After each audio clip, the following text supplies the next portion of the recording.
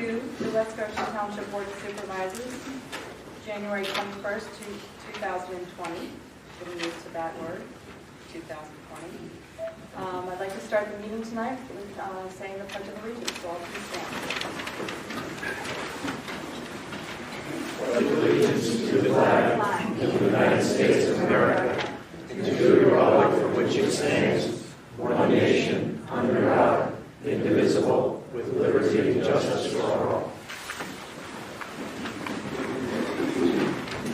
So if this is the first time you're visiting, I'd like to ensure that you've got a copy of the agenda, which is at the back of the...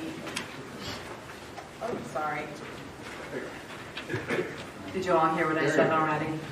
If you need an agenda, it's at the back. Okay. All right, so you can read along on the agenda.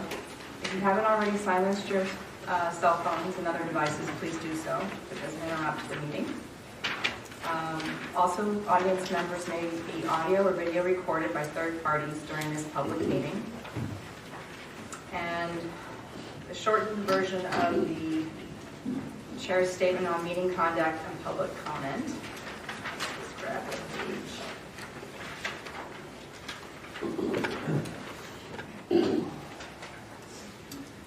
So as you know, the board adopted Resolution 11, 2019, establishing regulations for board meeting public comment and participation.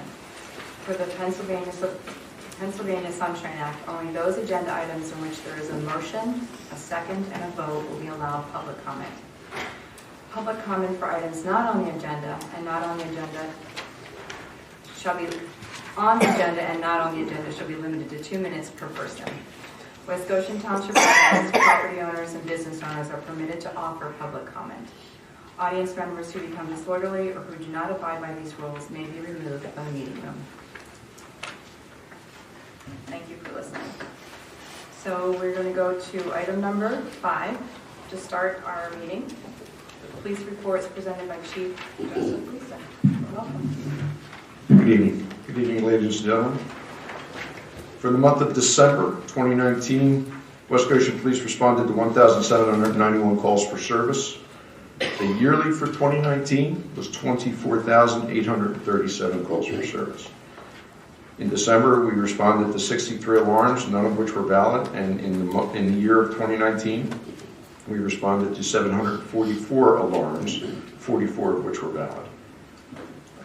In December, we investigated 22 reportable motor vehicle accidents and 54 non-reportable motor vehicle accidents. And for the year, we investigated 280 reportable motor vehicle accidents and we investigated 619 non-reportable motor vehicle accidents.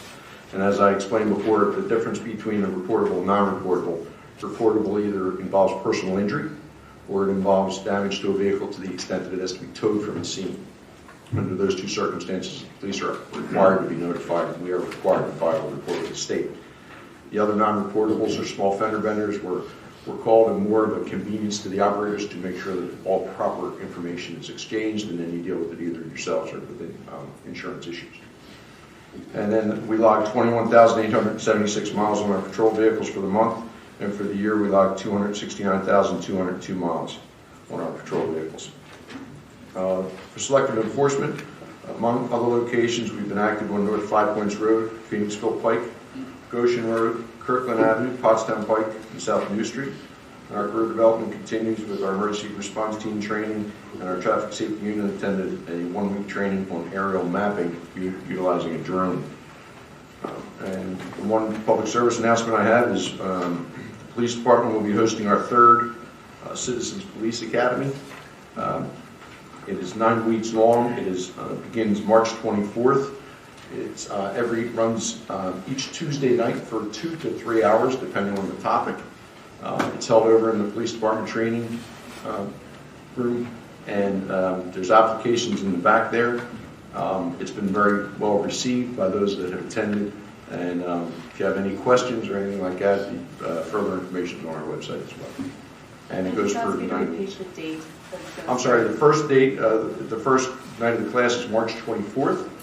Applications need to be returned to Lieutenant Michael Carroll by February 28th because we require criminal background checks, etc. To attend. Thank you. Next, we will hear from Fire Marshal Andrea Testa. Her report will include information on Goshen Fire Company and Good Fellowship Ambulance Company. Thank you. Thank you. Good evening. For the month of December, there were a total of 42 inspections. 12 commercial use and occupancy, 3 walk-through, 11 sprinkler, 4 framing, 5 fire alarms, and 7 residential finals. There were 7 fire calls, 1 house fire, 4 automatic fire alarms, and 2 vehicle fires. I locked up 1 Knox box. I gave 2 fire safety trainings and attended 2 meetings. I did a total of 429 inspections for the year 2019, and our yearly building fire loss was $206,300, and our yearly content fire loss was $40,000. That actually is a very low year, so that was a good thing. For the month of December, the Westchester Fire Department had 29 calls for the month, and Good Fellowship Ambulance had 135 calls for the month. Thank you. Thank you. Next, we'll hear from John Beswick for Building Officials Report. Good evening. For the month of December, there was a total of 55 permits. 1 single-family dwelling, 9 building, 8 electrical, 2 fire protection, 11 HVAC, 6 plumbing, 1 roofing, 3 zoning, 9 use and occupancies, 2 sewer tapping connections, 2 open space, and 1 burden occupancy. The estimated cost of construction was $18,392,408.78, and the permit fees were $19,291.66. Thank you.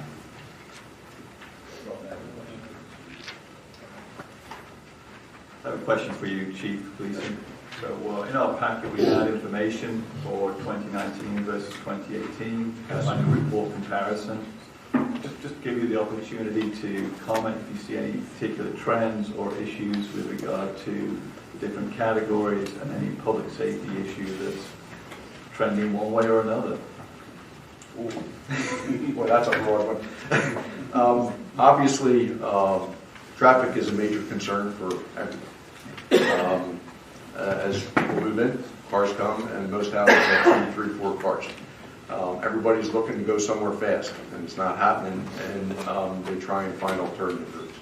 So obviously, a continued issue that we deal with is traffic throughout the residential development. But we're not unique to that. That happens virtually everywhere that people are moving out of the cities. One of the issues that we have had recently is the quick thefts and damages to the break-ins to cars that are in public areas such as fitness centers, shopping centers, or whatever. There is an organized crime unit called the Felon Gang Unit that works in the entire East Coast, and they solicit people that are having addiction issues and so forth. They drive through a parking lot, they see a person get out of the car, and I'll use an example of going into a fitness center where the woman's not carrying her purse. So they watch her go into the building, they pull up next to the car, they look in the car, they smash the window, they grab the purse and they're going. So our property thefts are escalating. I don't know if you took a look at the UCR report, but the thefts from mailboxes from businesses. There's a big trend now of stealing business checks out of business mailboxes. Last year, I think we totaled a value in excess of $1 million in thefts from the face value of the checks. Okay, they don't all get cashed or whatever, but there's no way to recover that. We may arrest somebody for that theft, and we have a recent issue that occurred up on Old Fernhill development, and we have an active warrant for a gentleman that we believe is now in Virginia, up and down the East Coast as well. So. What I would suggest, safety-wise, for anyone that's putting the mail out in your mailbox, don't put it out the night before. The flag is a flag for everybody, and not only for the postman, but for the thieves. So if you can, wait till the next morning, wait till the morning that you want to get the mail out, put it out there. Okay, secure your vehicles, take your contents with you. normal logical stuff, but people aren't thinking that. They've got an agenda and they want to go forward. So, but obviously our traffic-related issues affect everybody, and we, like I said, we do as much as we can. So there's something to make. So one positive thing I saw in the data at least. Only one? What I really saw was drug abuse violations looked like they were down in terms of offences and arrests in 2019 versus 2018. Any comment on that situation? Well, a couple things. I think, and I know we'll touch on this later on the agenda, but the fact that we're in the schools, I think, is a deterrent to the juvenile population dealing with that. And I think it's still pending in the courts, the Good Samaritan clause with regard to calling on behalf of a friend that may be dying from an overdose. There's questions as to whether or not the person that called is free from prosecution because he's looking to help a friend and so forth. So the arrests are down because of that Good Samaritan law. However, obviously we know that the addiction issue has become an epidemic, but I think we are seeing a downtrend to that, so that's a problem as well. Thank you. Thank you. Okay, now turning to item number 6, Board of Supervisors announcements. Mr. Walsh, would you like to start? Yes, I've got a couple of announcements. The renewable energy discussion at the Westchester Area COG meeting is still on schedule now for Wednesday, January 29th. So I encourage all the board members to attend that meeting. I think it'll be a very interesting presentation. We've been waiting 6-7 months now for this work to get completed. I've been part of the advisory group. There's some things in there that I feel pretty encouraged and excited about. I think we'll be hearing a lot more. So the earlier opportunity you have to kind of be aware of the issues and attend would be great. Obviously, I encourage anyone in the public to attend that. I think it's an interesting topic, and it's at West Whiteland Township Building, 6 p.m. Wednesday, January the 29th. Just second item I have is I was talking earlier with Hugh. Hugh will be attending an invitation from the Goshen Fire Company to continue a conversation that they started last year related to the long-term sustainability in terms of their funding and some issues that they see down the road. So it's related to the level of volunteerism that they have, equipment needs, and generally increasing the demand that they have for the ambulance service in particular. So they are trying to engage with the townships that they serve, which I believe is East Goshen, West Goshen, Westtown, and Willistown. So and Thornbury as well. So Hugh will be going to get the info and sharing with the board details.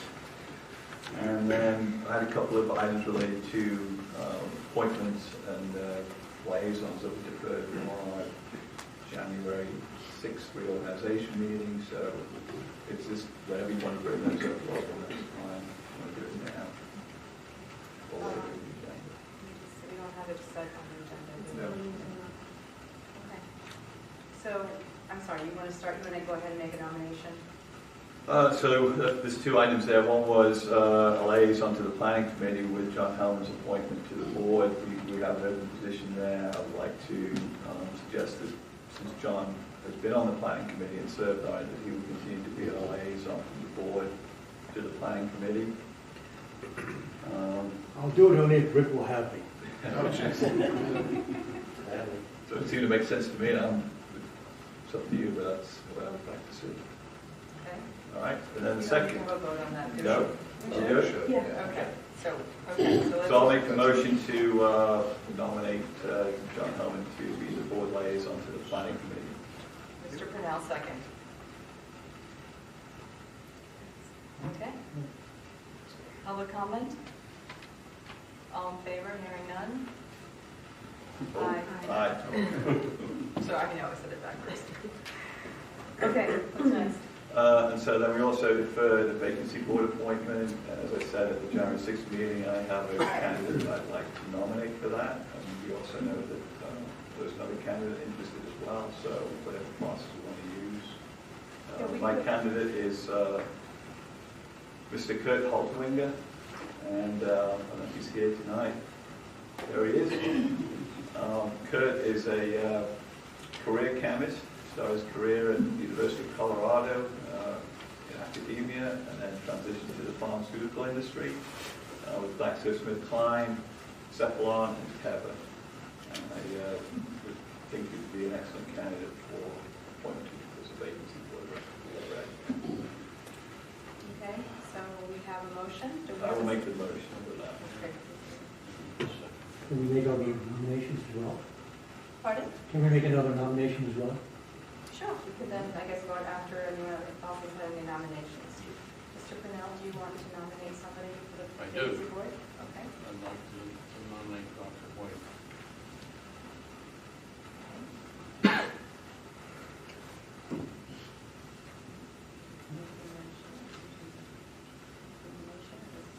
No, that's not. Okay. And then you had a candidate. I do have a candidate, and those are two excellent candidates, so it's really hard. Cindy Shake, I'm sticking with my nomination from last time. She's been involved in the township for years now. She's very active, knows a lot about the township, cares a lot about the township, so that was my nomination. And I would like to second that as well.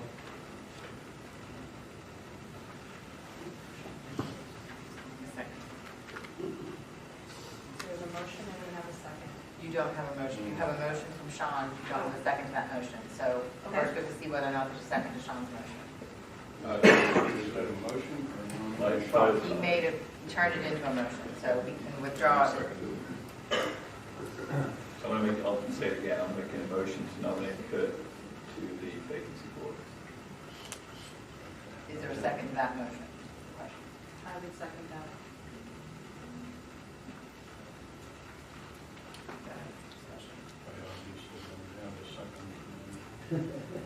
We need a vacancy board member here. I'll suggest Dr. White. Any public comment? Okay, so we have a 2 and 2, sounds like? We have to vote on that Just to motion. vote on the first To motion. vote on the motion to nominate Kurt. I'm sorry, I'm not saying his last name correctly. Hallwinger. So that's the motion on the floor right now. So we can vote on that motion.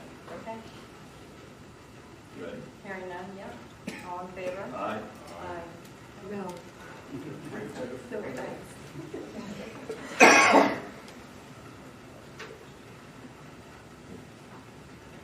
Thank you for wanting to serve. Thank you. Is that the end of your? That's the end. You have something you want to talk about? Okay, good. There's a no. Do you have anything that you'd like to share? Supervisor? Next, okay. I'm just going to stay focused on the meeting. Ms. Gagne, would you like to speak? Do you have any supervisor announcements? Should we bring up the meeting from earlier tonight, or should? Oh, yeah, I meant to talk about that. So we attended the BUTOG meeting, the Borough Township overlay, kind of with the university, that situation. And it was myself and Robin and Sean and Casey was there. Do you guys have anything to say about it? Are there people in the audience who are part of the overlay district? That's what I thought. Okay, good. We had a very productive meeting with Mr. Fiorentino, who is the president of the university. It was a very open, transparent discussion about some of the things that they're already working on to improve traffic, as well as taking to heart the concerns that the residents have spoken to us about. And I actually collected business cards that I would like to share with you, Lisa. They are interested in making sure that your group, whether it's your leaders or it's multiple people who want to attend, to participate in their, I don't know if it's bi-monthly or quarterly meetings with the university. And I'll leave it up to you to decide whether this is something you'd rather pursue as your group, or to have people from the staff participate with alongside of you. But I think, did you have anything else? Okay, so we learned about traffic improvements, Rosedale and New Street. And then they're doing work along High Street to time the lights so that they can better basically support people who need to move through High Street, but also to ensure that there's safety for the students. So we basically discussed that we as a township will move forward with making our final plan around working with the university. We talked a lot about the fact that we had already decided that we were no longer going to allow an overlay in any of the residential areas. The president totally agreed with that. He wants to be connected to the community, and he wants to hear from you. So it was, again, very productive. Anything I missed out on? There was a little bit more information around parking. Obviously, the construction of the new garage is coming here by, you said, August, hopefully. That was another 400 spaces. They talked about the additional shuttles they're running from Lot Q, which is down at the South Campus. They talked about the traffic intersection improvement that would make the traffic flow better up to New Street in Rosedale, which would alleviate people from thinking it was quicker to cut through the neighborhood. And he just wanted us to kind of help complete the overlay work so they could then complete that planning work to make that public information. And I think that they're mostly, at this point, interested in developing over on Carter Drive in that area. So the other thing that we were made aware of is that they've significantly increased the number of shuttles that are going from the university North Campus down to South Campus, which is the reason why they're using the Q parking lot. People are leaving their cars there and then utilizing the shuttles to go to classes. So these were lots of nice surprises that we were not expecting. And the borough was there as well, and then a couple of ward members. Second and fourth, I think they were. Was there any progress made in opening Stadium Road? No, that did not come up. That's not been discussed yet. I don't believe it's going to be actually. I don't think there's too much opposition to it. But what they've already decided to do with Q Lot being empty most of the time throughout the year is a really good decision. And it's already showing some improvements in terms of traffic. Were there any plans made for future meetings to follow up? Well, the ball's in our court right now. We need to complete what we would like, what the final plan will look like, and then present it to them. But based on the conversation we had, it was very open, so there won't be any surprises per se on their end. I think they'll basically feel pretty comfortable with what we're suggesting. but I think that the time frame was somewhere around 6-7 weeks from now. Yeah, under 2 months. To meet them and have that ready for them. Any questions from the public? You mentioned Rosedale and you. What is, I go to church right there. What is going on in Rosedale and you? Can you just share what they're doing? Yeah. I represent the borough, and I know that as part of the Commons project, which is the building they're building on New Street right now in the parking garage, they're required to do an intersection improvement at that intersection. I don't know the details of exactly what is happening there. The borough would have that, and I can get your information and follow up with you when I have the specifics. Anyone else? Okay. Did you have a question? I'll get with you later. Okay, thank you. Meeting time. Yeah. Sure. Thank you. You're welcome. John, do you have any announcements that you'd like to Yes, I do. On January the 15th, I had the opportunity to attend the Smart Energy Initiative project that's being sponsored by the Chester County Economic Development Council. And I went there, and what that consists of is a number of vendors and academics and so forth who are pursuing different initiatives regarding sustainable energy. We broke up into workshops. There was 4 workshops: energy efficiency, natural gas, solar, and geothermal were the 4 workshops that were conducted there. So what it was a chance to basically to meet and mingle and exchange ideas. So it was very productive, and I look to follow up with this in the future. Thank you. Okay, moving on to Township Manager's announcements. Item number 7. Good evening, ladies and gentlemen. I have just one announcement tonight.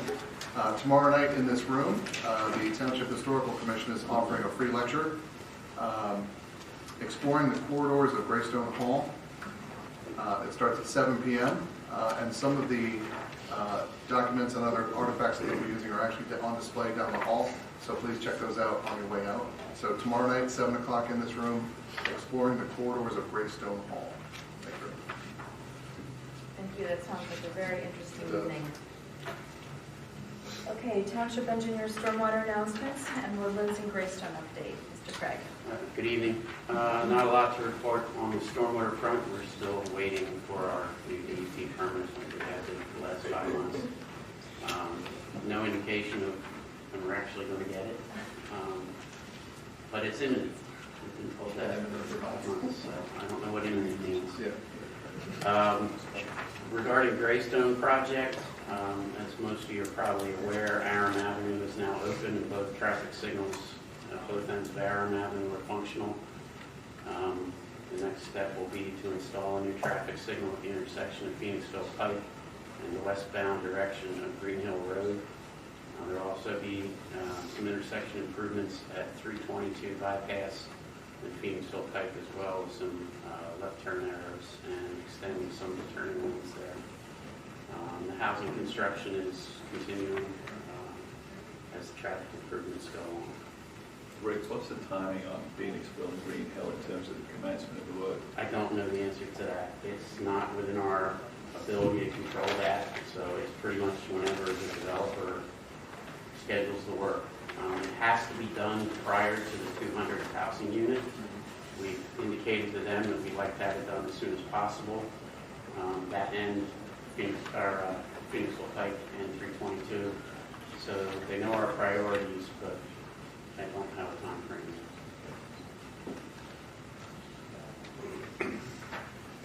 Okay, moving to item number 8.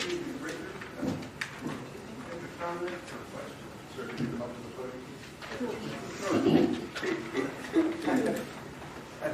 One comment and one question. The comment is, my name is Jerry Dickens and I live out Green Hill Avenue. So I live near the Greystone thing and I go out 29 quite a bit and I'm surprised that the manhole cover in the road there is raised up so much that it's quite a bump when you go around that corner. And was there any comment on that? Are they going to address that situation, or it is like it is? I'm not totally sure of where you're referring to. Right on the curve.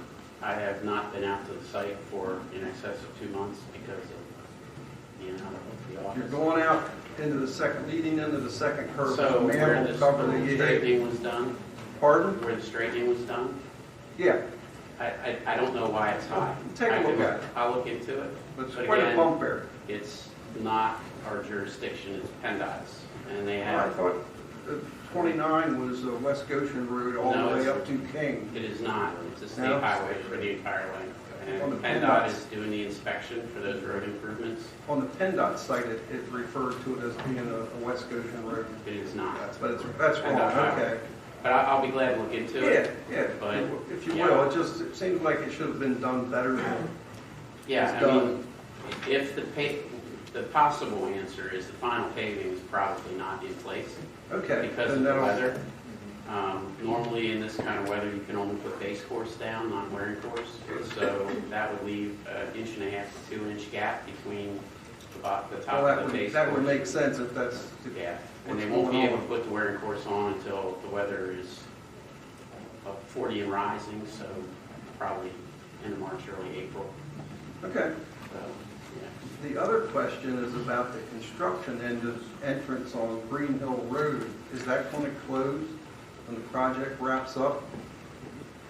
And which project wraps up? When Greystone wraps up? Yes. Yeah, there is no access to the development from Green Hill Road when the project is complete. Okay, so That's construction access just the only. construction. And when construction is done, which probably going to be 5 or 6 years, then that will be closed, yes. Okay, But thank you. not for a while. I just have a question for Mr. Craig.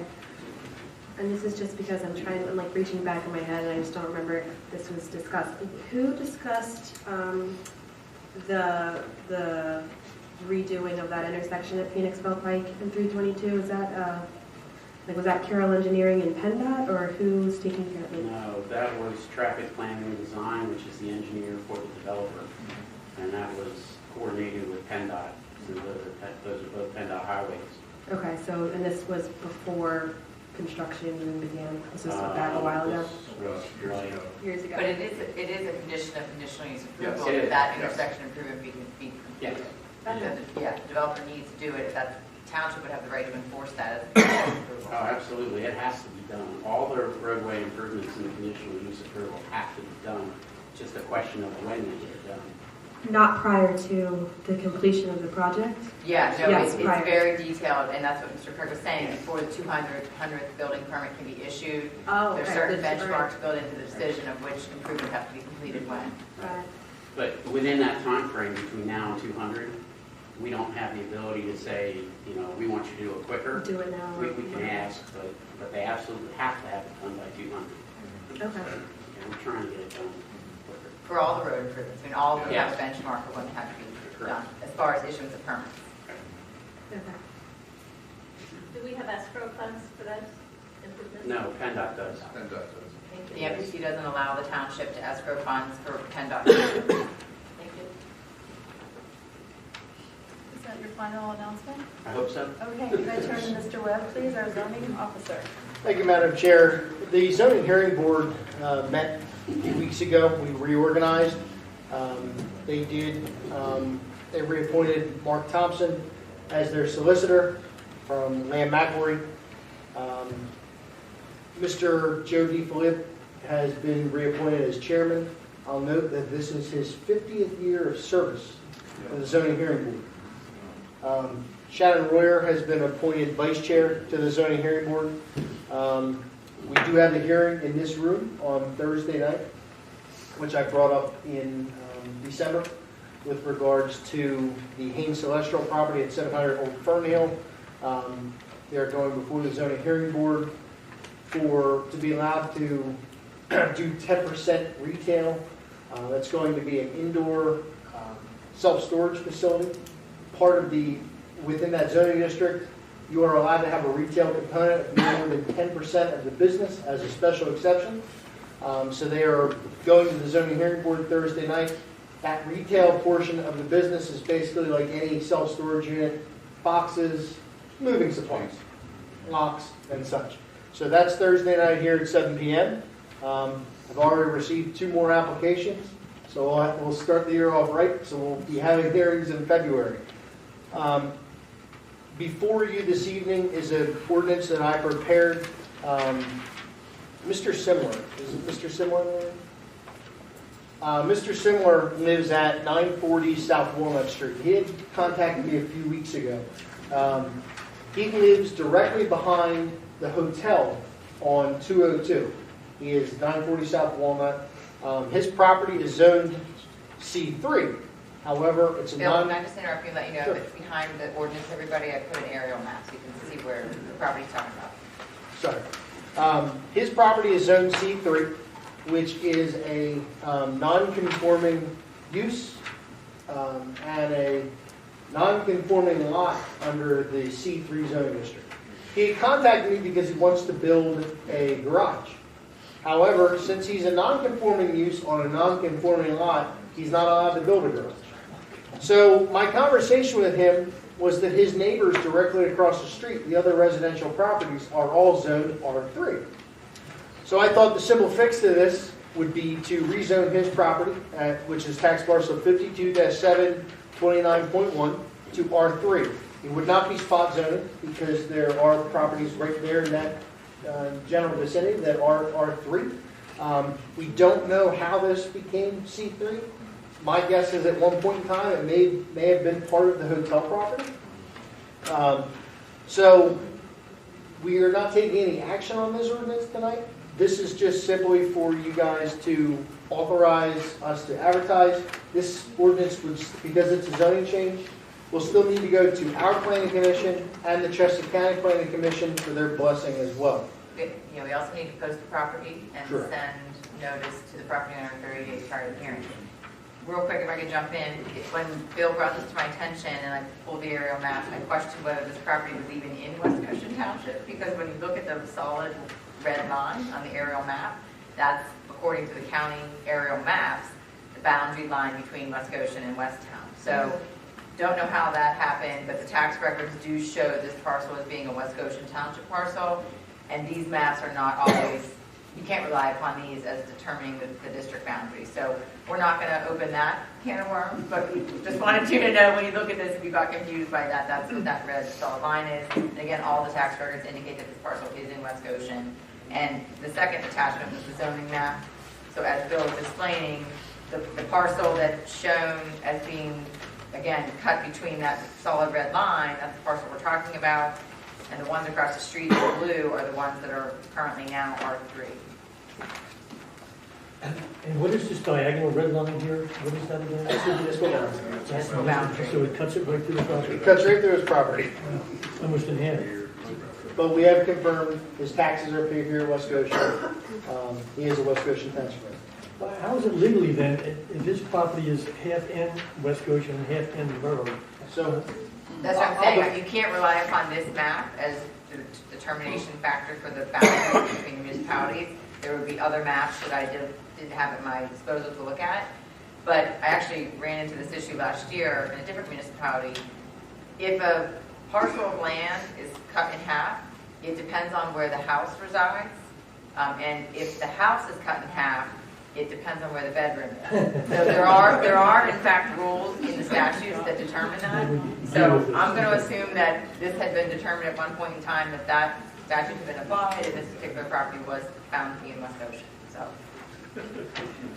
So I don't know how, if we could just get authorization to advertise this, Casey, would that be the Yeah, I would request a vote. We have to wait till March though, I think. Yeah. I don't think we have 30 days between now and. Correct. Authorize for board staff to send this to the county, send it to the planning commission, and then advertise for a March hearing on the matter. Do we have to, need a motion for this? I'll make the motion.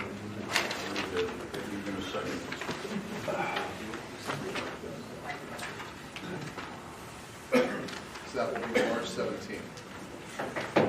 Any public comment? Hearing none, all in favor? Aye. That is all I have this evening. Thank you. Okay, we're up to item number 10, which is the January 6, 2020 and January 13, 2020 meeting minutes approval. Motion to be approved.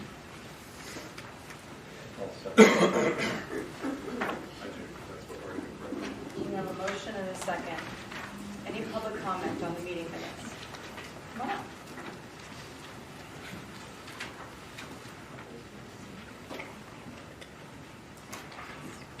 Hi, good evening, Margie Sport. So nice to see fresh faces. And I just realized I had laughed out myself. I thought, oh my gosh, I've been coming to these meetings longer than any of you all have been supervisors. When Mr. Meekum was on the board, that wasn't the case. So anyway, the January 6th, I would like to request a couple amendments. Page 2 just says Margie Swart had several questions and comments regarding the township staff appointments. I'd like to request that these minutes go into more detail, because I do take the time to come to these meetings. I take a lot of time to research, and for my comments and questions to continually be dismissed is just, it's kind of just disgusting. It's gotten to be a habit. No one wants to do anything about it. And what I bring up has consequences, and it's usually a couple years down the road. But things that are left out and things that aren't said in totality just leads me to believe that there's still some major problems in this township that need to be rectified. So again, Margie Swart had comments about Carroll Engineering. What kind of comments? Couldn't you just say Margie Swart opposed the reappointment of Carroll Engineering because she felt there was a conflict of interest with the Greystone development? You're not even capturing anything I said. So I do know that we did fail to appoint a recording secretary at our January 6th meeting. So I've asked previous boards, I just think it's a conflict of interest to have Mr. Lalonde. He controls the agenda. He controls what is discussed at these meetings. He controls what becomes part of the permanent record.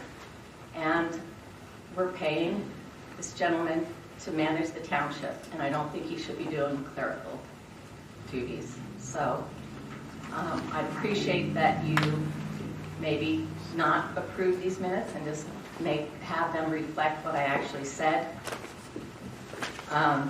As well, on page 5, Marchie's, let's see,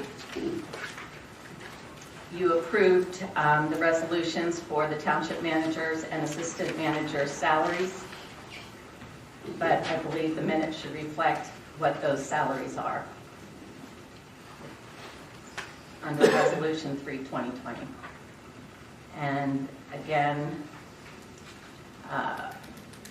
Marchie Swart had questions and comments regarding the manager's benefits.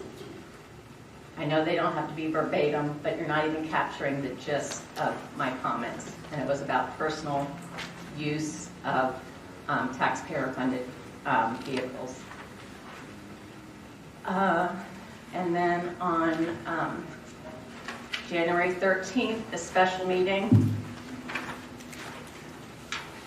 says Margie Swart introduced herself as a resident with an interest in local government, among other interests.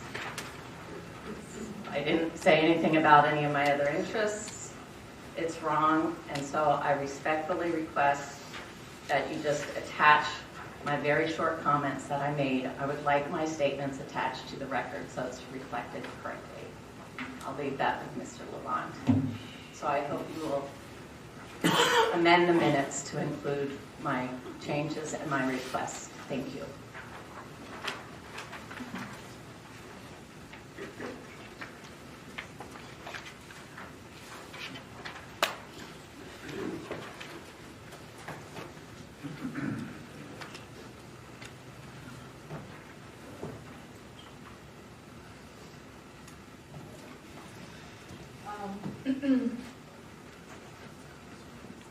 Ms. Swart, I do hear your concerns and your frustration. I do take issue, though, with you pointing your finger at Mr. Lalonde. We as a board have recognized that we have the right to simplify the information so that it contains essentially the gist of what you spoke about. We can strike the among other interests. But if I go through most of the comments or how we defined what other people had said, there are, other than maybe people who are the actual people on the dais, things are being simplified as well. So, for example, with when each person was introduced, it said one sentence explanation. Ms. Smith introduced herself and stated that she had been appointed, blah, blah, blah, blah. Mr. Hellman had a one-sentence summary. So I don't know, seems to me it seems to be consistent with how we recorded about everybody, not just you, excluding you. So I'm comfortable striking among other interests, because you said you did not speak about any other interests. I don't have recollection whether that was maybe assumed, because I know you were sharing some information about yourself. I don't know if anyone else here feels strongly about making any additional changes. I'd like to hear that from board members. If they feel like making additional changes. I think the other one you mentioned was adding more details because of the information you shared. Questions and comments regarding the township staff appointments related to the salaries. Okay, so we can also add those to the minutes for you and Derek. Thank you. The one comment I would make is, I think it's reasonable, instead of saying Margie Swart had comments regarding the appointment of the engineer, to say Margie Swart was opposed to the appointment of Carol engineer. It's reasonable to say what the comment was in terms of it, without it being 4 sentences long, but with it just being the fact, it was an oppositional comment to that particular appointment. That to me is a reasonable recording of comment. And it probably applies to, other comments going forward as well. So in the future, really, I would like to see Mr. Orlon just record a statement of, whatever it is, in support or opposition to a motion. Also, can I ask, are we being recorded right now? Yes. Are all of our meetings in the past been recorded? Correct. Are these recordings available? Might I suggest that the minutes specify that the meetings are available on video, so a person who wishes to hear in greater detail, they can see the actual video of what transpired. I just have a quick question pertaining to the recorder of the minutes, because I know, Ms. White, you've brought this up in the past. What do other townships do? I mean, is it the township manager that records? Is this a common practice? Oh, it's not. Townships have secretaries as well for the meetings. I think it depends on the size of the township. It depends on the staff. Sometimes it's difficult to get a staff member to want to come to the meeting. Right. Because then they have to pay them overtime. I was going to say, would that cost money? A lot of times, the recording secretary is a separate staff person that gets paid to come to the meetings and gets either a base rate for however long the meeting is, or an hourly rate based on how long the meeting is. So I think it's across the board. I mean, I think in all the different municipalities it's done a little bit differently, but there are circumstances where there is a separate person who is doing it. Okay. Mr. Davis spoke to him. And he's sitting there, he's not as engaged in these meetings as Mr. Lalonde is, so. I would say that, but. Okay, we'll take it under advisement. Thank you, Ms. Swartz. So you're going to table the motion, or you're going to not have the motion? There was a motion to approve the minutes. With the changes that we just requested. So Sean, you made the motion, I believe. You did. You did, I seconded Okay. it. So Hugh, are you comfortable with changing your motion to make the changes that Ms. Ford has recommended? Okay. So the three that I wrote down were to note the objection to Carroll Engineering, to specifically list the salary for the manager and the assistant manager, and to state specifically that she had a concern over the use of, township vehicles by the manager, what are 3 points? And to strike, that was on the January 6th, and on January 13th, to strike the part about her other interests. Yep. Correct.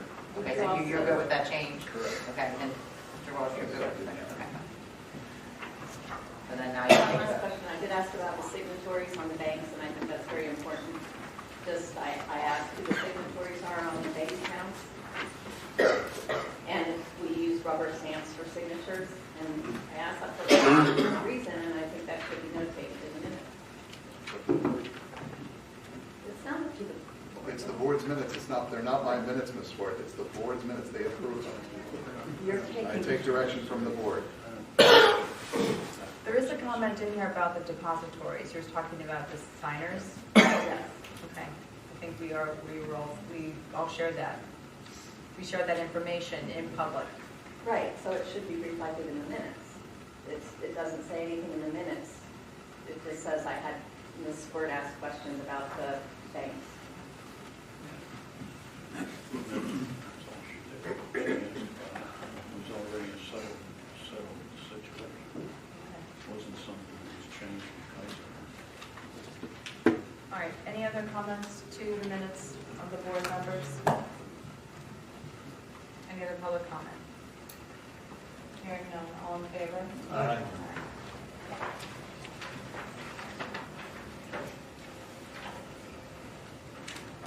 Moving on to number 11, approval of treasurer's report dated December 31st, 2019 for the general fund, the sewer revenue fund, the waste and recycling fund, and the capital reserve fund, and the bills to be paid from these funds. I will make that motion. Do we have a motion? Do we have a second? I will second. Okay.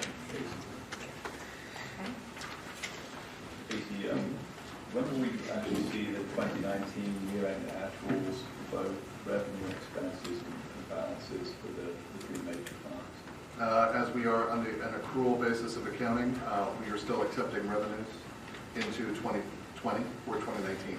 So we will have a good indication of where we are mid-February. February 4th meeting? Yes. Thank you.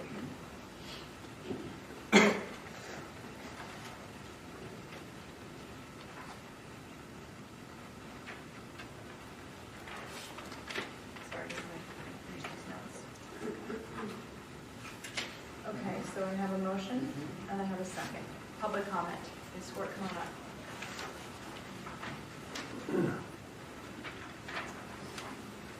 Thank you again. How do these bills that you're approving get on these reports? In other words, who has approved, if anyone, all these expenditures to this date? In terms of what type of approval? So- We're talking about the finance director goes through all that information? Yeah, have invoices been matched up? Have all the invoices been signed off on? Or is that your job tonight, is to actually sign off on it? Margie, that has to do with internal controls. Our auditing firm has reviewed our internal controls and approved them. In fact, they said that they were quite rigorous.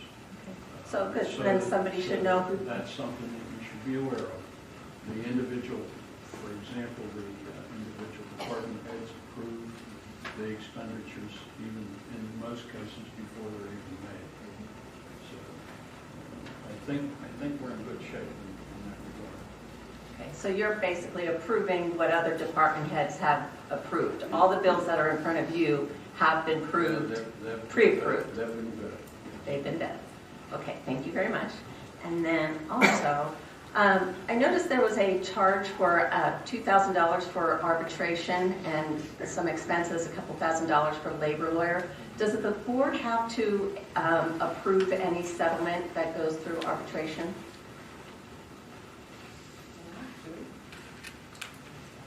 Well, we're under binding arbitration with the police department, so there is no approval. It's binding by Pennsylvania law, so if the arbitrator provides an award for an officer, you're bound to, there's no appeals. So, yes, you. So is the board aware of any arbitration case? Does the board know what that entailed? We've got 2 new board members who just started last week. The other 3 knew what was going on, so yes. Okay. So is it finalized? No. Won't So be for still- about 3 or 4 months. Okay, great, thank you. Any other public comment? Dr. White, come on up.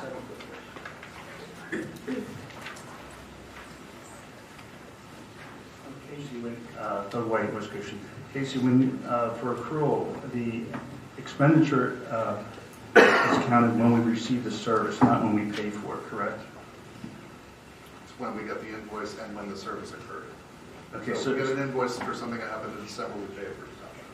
so if we get the service in December but don't get invoiced until January, We still pay it for 2019. The So- service occurred in. so it counts when we get the service. Correct. Correct. Any other public comment? Hearing none, all in favor? Aye. Aye. Okay. No. Okay, we're now returning to item number 12, a continued conditional use hearing for Trumark Financial Bank located at 704 East Market Street. So, I'm going to Introduce this. 704 East Market Street Associates LP is the applicant. They are the owner of the property at 700 East Market Street and 11 South Balmer Street. Those are 2 different tax parcels. Chester County tax parcels 52-5F-86 and 52-5F-87. Applicant seeking conditional use approval pursuant to section 84-32N5 of the West Goshen Township zoning ordinance in order to redevelop the site and construct a Trumark Financial Credit Union with associated improvements. The building will consist of 2,635 square feet and 14 parking spaces. Currently, the property is used as an auto dealer and a service garage. The applicant intends to demolish the existing structures on the property to build the new Trumark Financial Credit Union. The property is located in the C5 zoning district, which allows banks and financial institutions by conditional use approval of the board. I gave a little bit of an explanation to the board before through a memorandum just to explain what a conditional use is, but I'm going to take a few minutes now to do that again, knowing that the board is new. Some of the board members are new to conditional uses.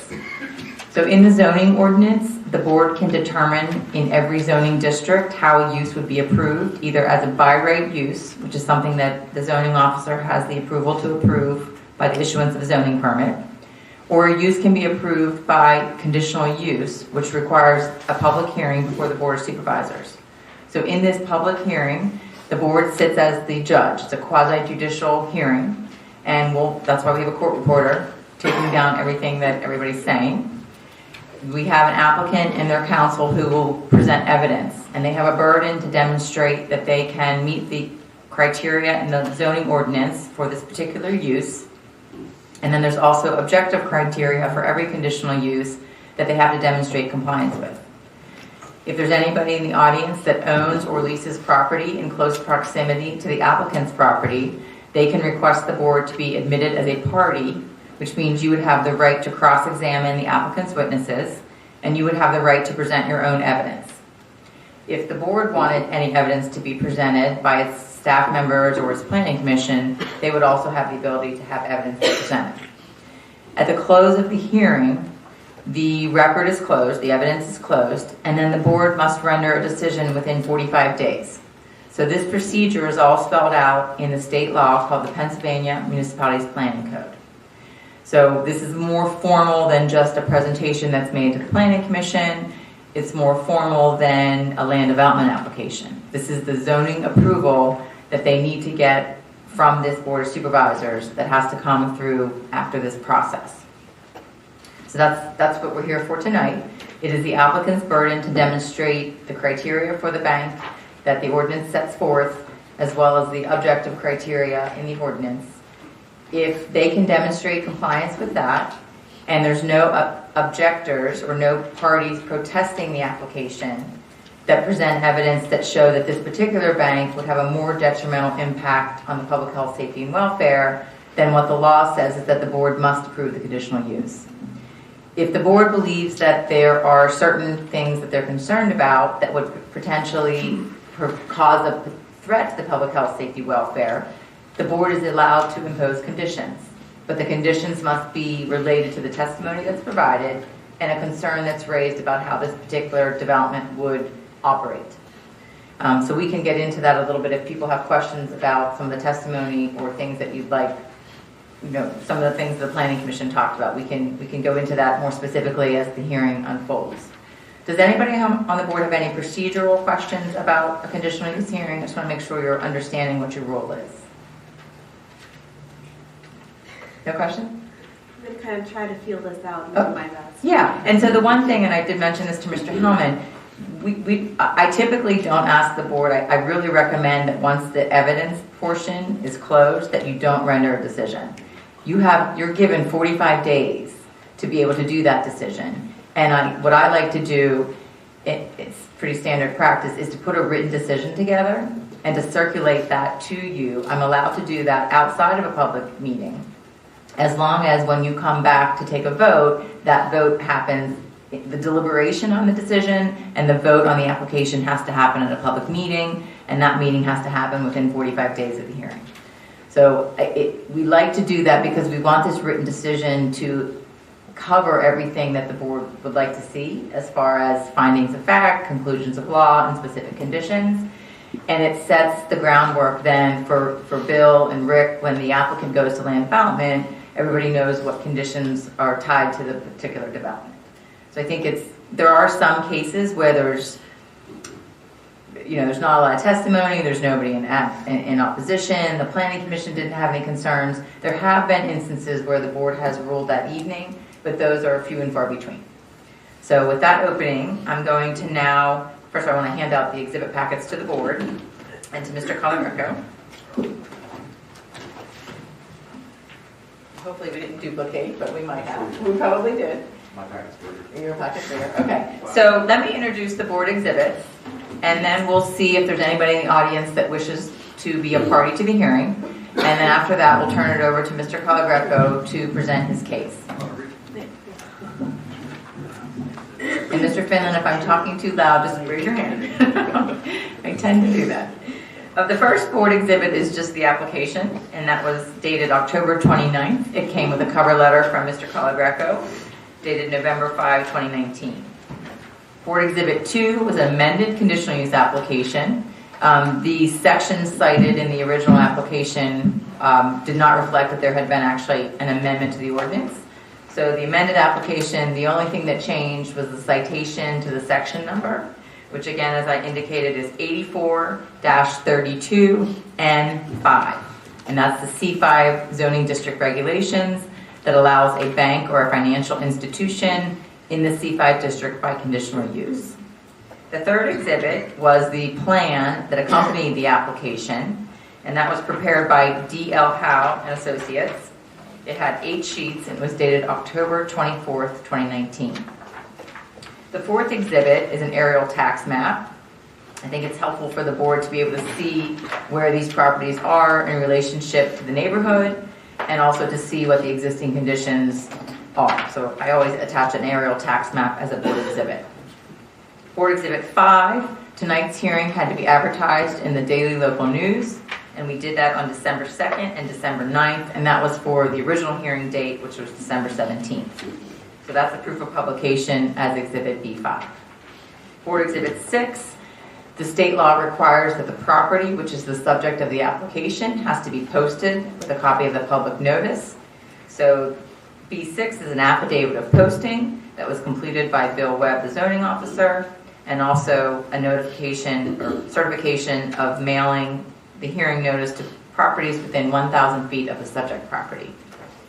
Board Exhibit 7 is a letter from the applicant's counsel, Mr. Calagreco, agreeing to grant an extension of time for the board to hold this hearing. That letter is dated December 17th, 2019, and the applicant agreed to do that so they could go back to the Planning Commission and get the Planning Commission's recommendation and concerns on this application, so we appreciated that. Board Exhibit 8 is the Planning Commission minutes, and these are from January 14th, 2020. The Planning Commission did consider this application. They recommended the board approve the application subject to 2 conditions. One is that they convert the paint striped area in the southeast corner to curbed green space, and the second is that they install sidewalks complying with the township specifications along Balmar and Market Streets. I'll let Mr. Calagreco in his testimony tell the board what they feel about those conditions. And then Board Exhibit 9, the applicant sought a zoning variance for a sign, and the zoning hearing board considered that and rendered a decision, and that opinion and order I've marked as Board Exhibit 9. That decision is dated January 9th, 2020. So Mr. Calagreco, do you have any objection to the admission of Board Exhibit 1 through 9? No. Okay. Is there anybody in the audience that owns or leases property in close proximity to the applicants and requests party status? Okay, so let's let the record reflect that nobody requested party status. And with that, I will turn it over to Mr. Calagreco. He will present his witnesses under sworn testimony. Once the witness is done testifying, I'll open it up to the board. The board will have the opportunity to ask the witnesses questions. We'll then open it up if anyone in the audience has any questions of the witness. And after Mr. Calagreco is done with his case, we can, again, have a dialogue with the board on what their pleasure is with respect to closing the hearing. Okay, with that, I'll turn it over to Mr. Calagreco. Thanks, Kristen. Can you start passing these down? Sure. My name is Lou Calagreco, and I'm counsel for the applicant. For those of you, this is your first conditional use hearing. This is a good one to cut your teeth on because it's very simple. It's very dry, and hopefully we'll get through this as quickly as possible without a whole lot of pain. This is another piece of the puzzle that Mr. Kahn, Eli Kahn, and his partner Gary Toll have put together on this stretch of East Market Street in West Goshen Township. It's gradually been undergoing a transformation over the past couple of years. It started with the old Westchester Electric Building, which as this board is now a retail center. Sherwin-Williams is right next door, and this is the corner property. So this is a true redevelopment project. It's not a greenfield development. It's taking existing development that is frankly, not in conformance with almost any of your township ordinances right now, and it's bringing it more closely into conformance than what it had been. It had been developed a long time ago. For the old timers in the room like myself, you might remember that George Ruggieri had this as a parking lot for general sales for his cars for a long time. And then it was the auto house, car repair dealership.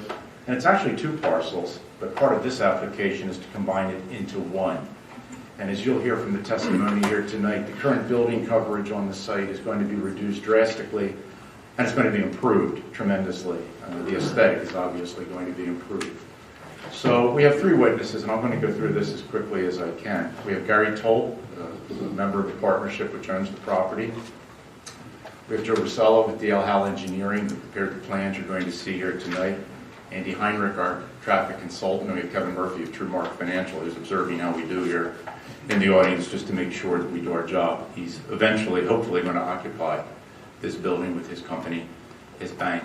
And by the way, those of you who've driven around the area recently, you've probably seen some of TrueMark's recent developments. They're a good brick and mortar.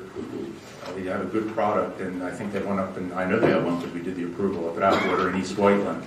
So if you want to see the type of product that they build and that they have their landlords or developers build, that would be a good example. But I'm not going to take much more time. Banks are permitted here, and I'm going to call Gary Toll and ask that he be sworn, and then we'll get on with the testimony. Okay? Sure. I'm going to stand back. My voice is loud enough that I can project, and I'm going to ask you to use the mic. Your court versus funny either. Raise your right hand.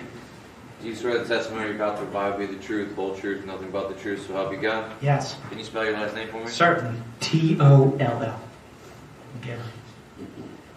Gary, what's your affiliation with the applicant? The applicant is 704 East Market Street Associates LP. Thanks, Lou. Yes, I am one of the partners of 704 East Market Street Associates LP, and I am the authorized representative of 704 East Market Street Associates LP, and I can answer all the questions here this evening. Our business address is 120 Pennsylvania Avenue. That's in Malvern, PA 19335. Now, in the packet of exhibits I handed out to the board, I marked it Exhibit A4. That's a copy of the deed for the property, which shows ownership in the applicant. Is that correct? Yes. Exhibit A5 is the aerial. Ms. Camp also marked an aerial plan as to her exhibit. Rick, I don't know if we have the aerial in our list of plans or not. You don't? Okay. The board has it in its packet, the aerial exhibit. And Gary, briefly, the board is familiar with the area, so just be brief with this and describe where it is and what's around it. Sure. This particular property consists of two parcels.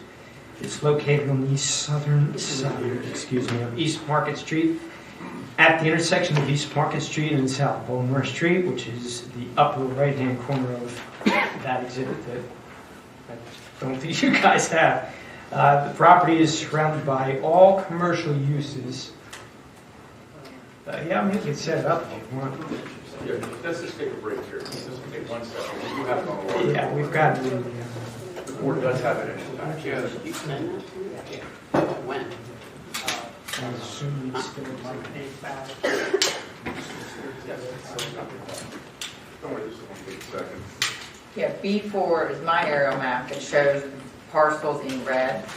And then Mr. Calgreco's aerial is A5 that Mr. Rosella has. It's going to be up on this easel. It's just a little different perspective. Position it so people in the audience can see the forward.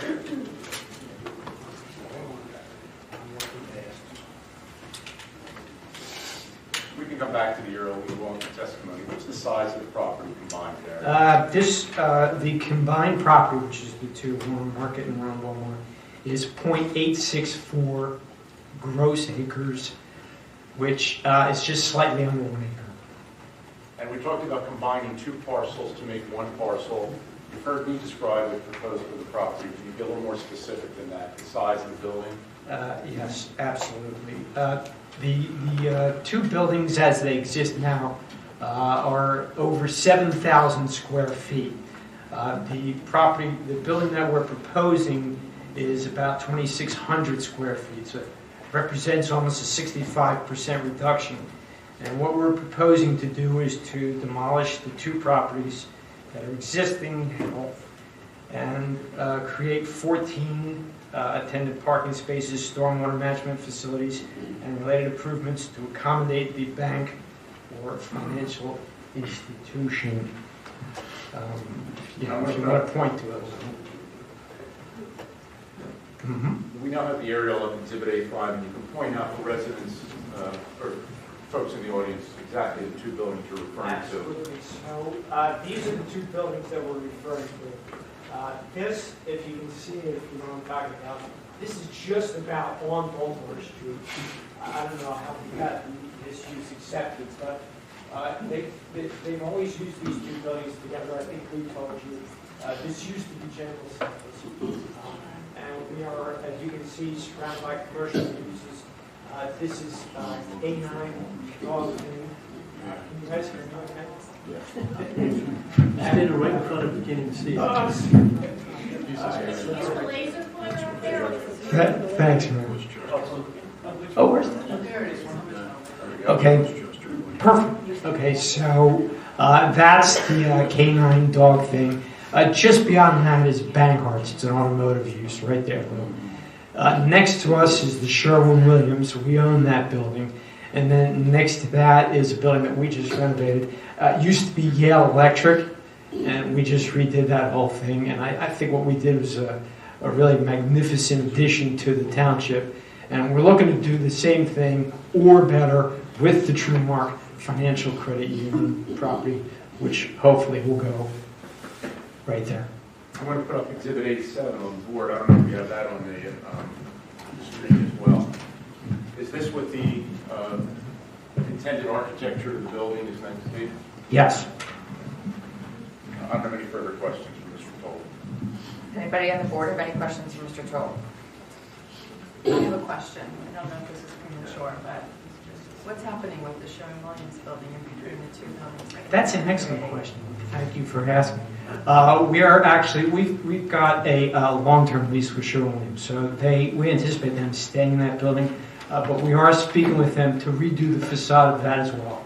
We're looking to beautify the whole thing, and we're adding, as you guys know, quite a bit of landscaping and green. We're talking about sidewalks. I know you guys are going to want to talk about that.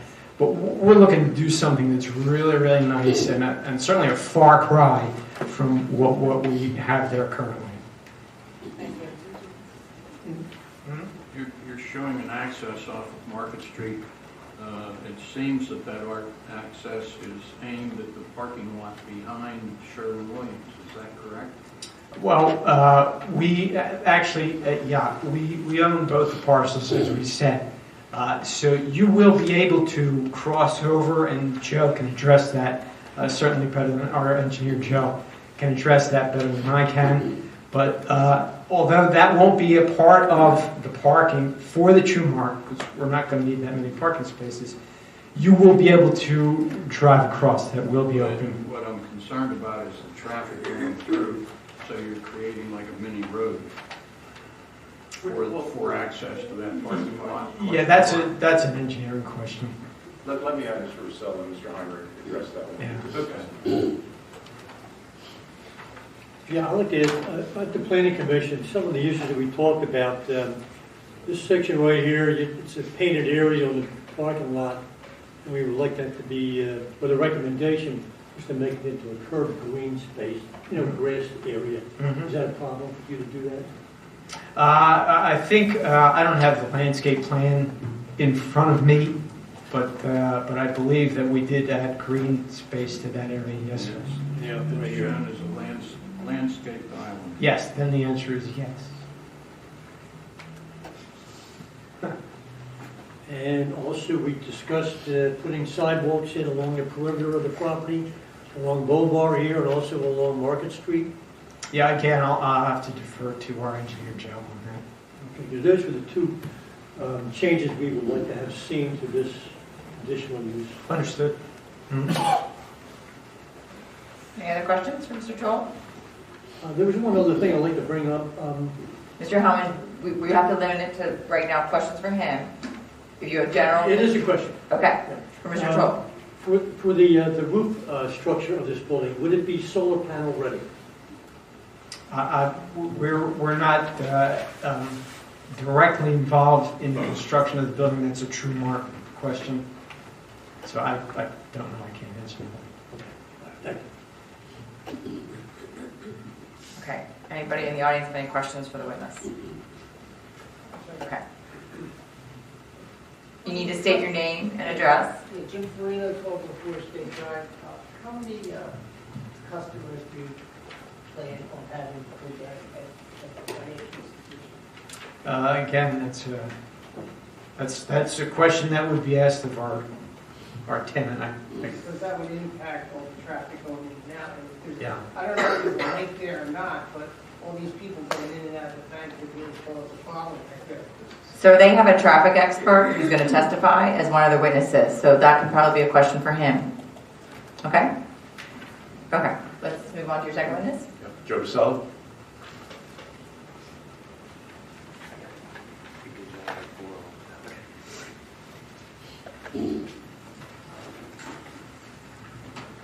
Just raise your right hand. Do you swear the testimony about to provide be the truth, whole truth, nothing but the truth, so help you God? I do. State your name and business address, please, Joe, for the record. It's Joseph Russella, Russella. I'm employed by D.L. Howell and Associates. Our address is 1250 Wrights Lane, WRIGHTS, and that's in Westchester, 19380. And you're responsible for preparation of the conditional use plan that the board has in front of it tonight? Yes. And I believe that's our Exhibit A6 that's up on the screen, which is a plan that you prepared. Isn't that correct? Yes. Your questions are going to be a little bit more detailed than they were from Mr. Toll. We're going to get into a little bit more of the engineering. I will suggest to members of the audience who are interested that as Ms. Camp described the procedure, she referred to land development plans. There are some engineering questions which are more properly answered at the time of land development, which is a step after this if the board should approve the use. So we can answer some engineering questions, but not all. Their plans are still being devised, but we know a fair amount about the site and how it's going to function. So Joe says he doesn't have an answer to something. Come to a later meeting when the land development plans are before the board, they'll have the answer then.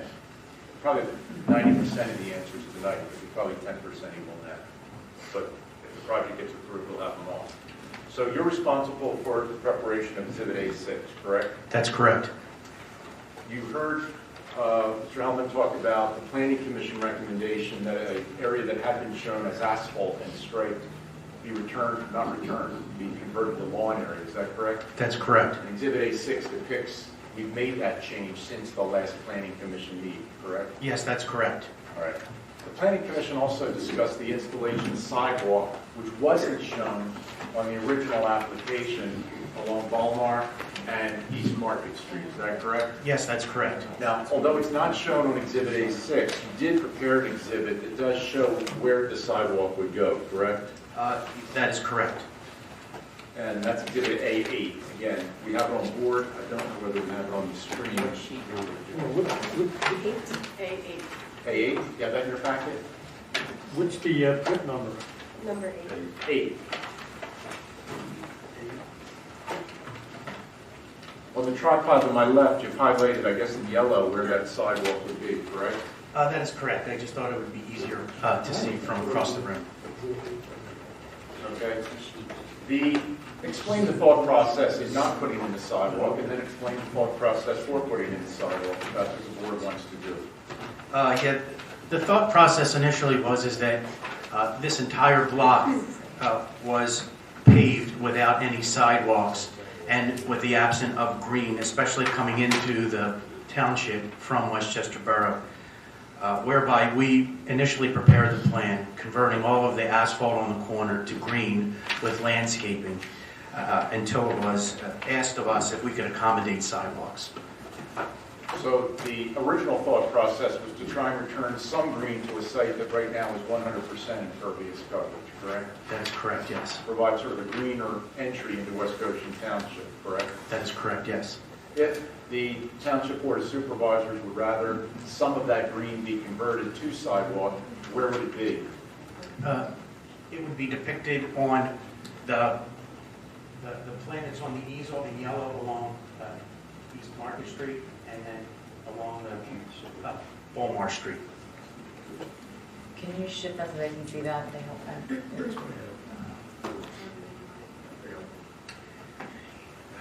So this is Exhibit A8 that you're referring to? This is Exhibit A8. However, the shading on A8 is not as prominent as it is on my easel.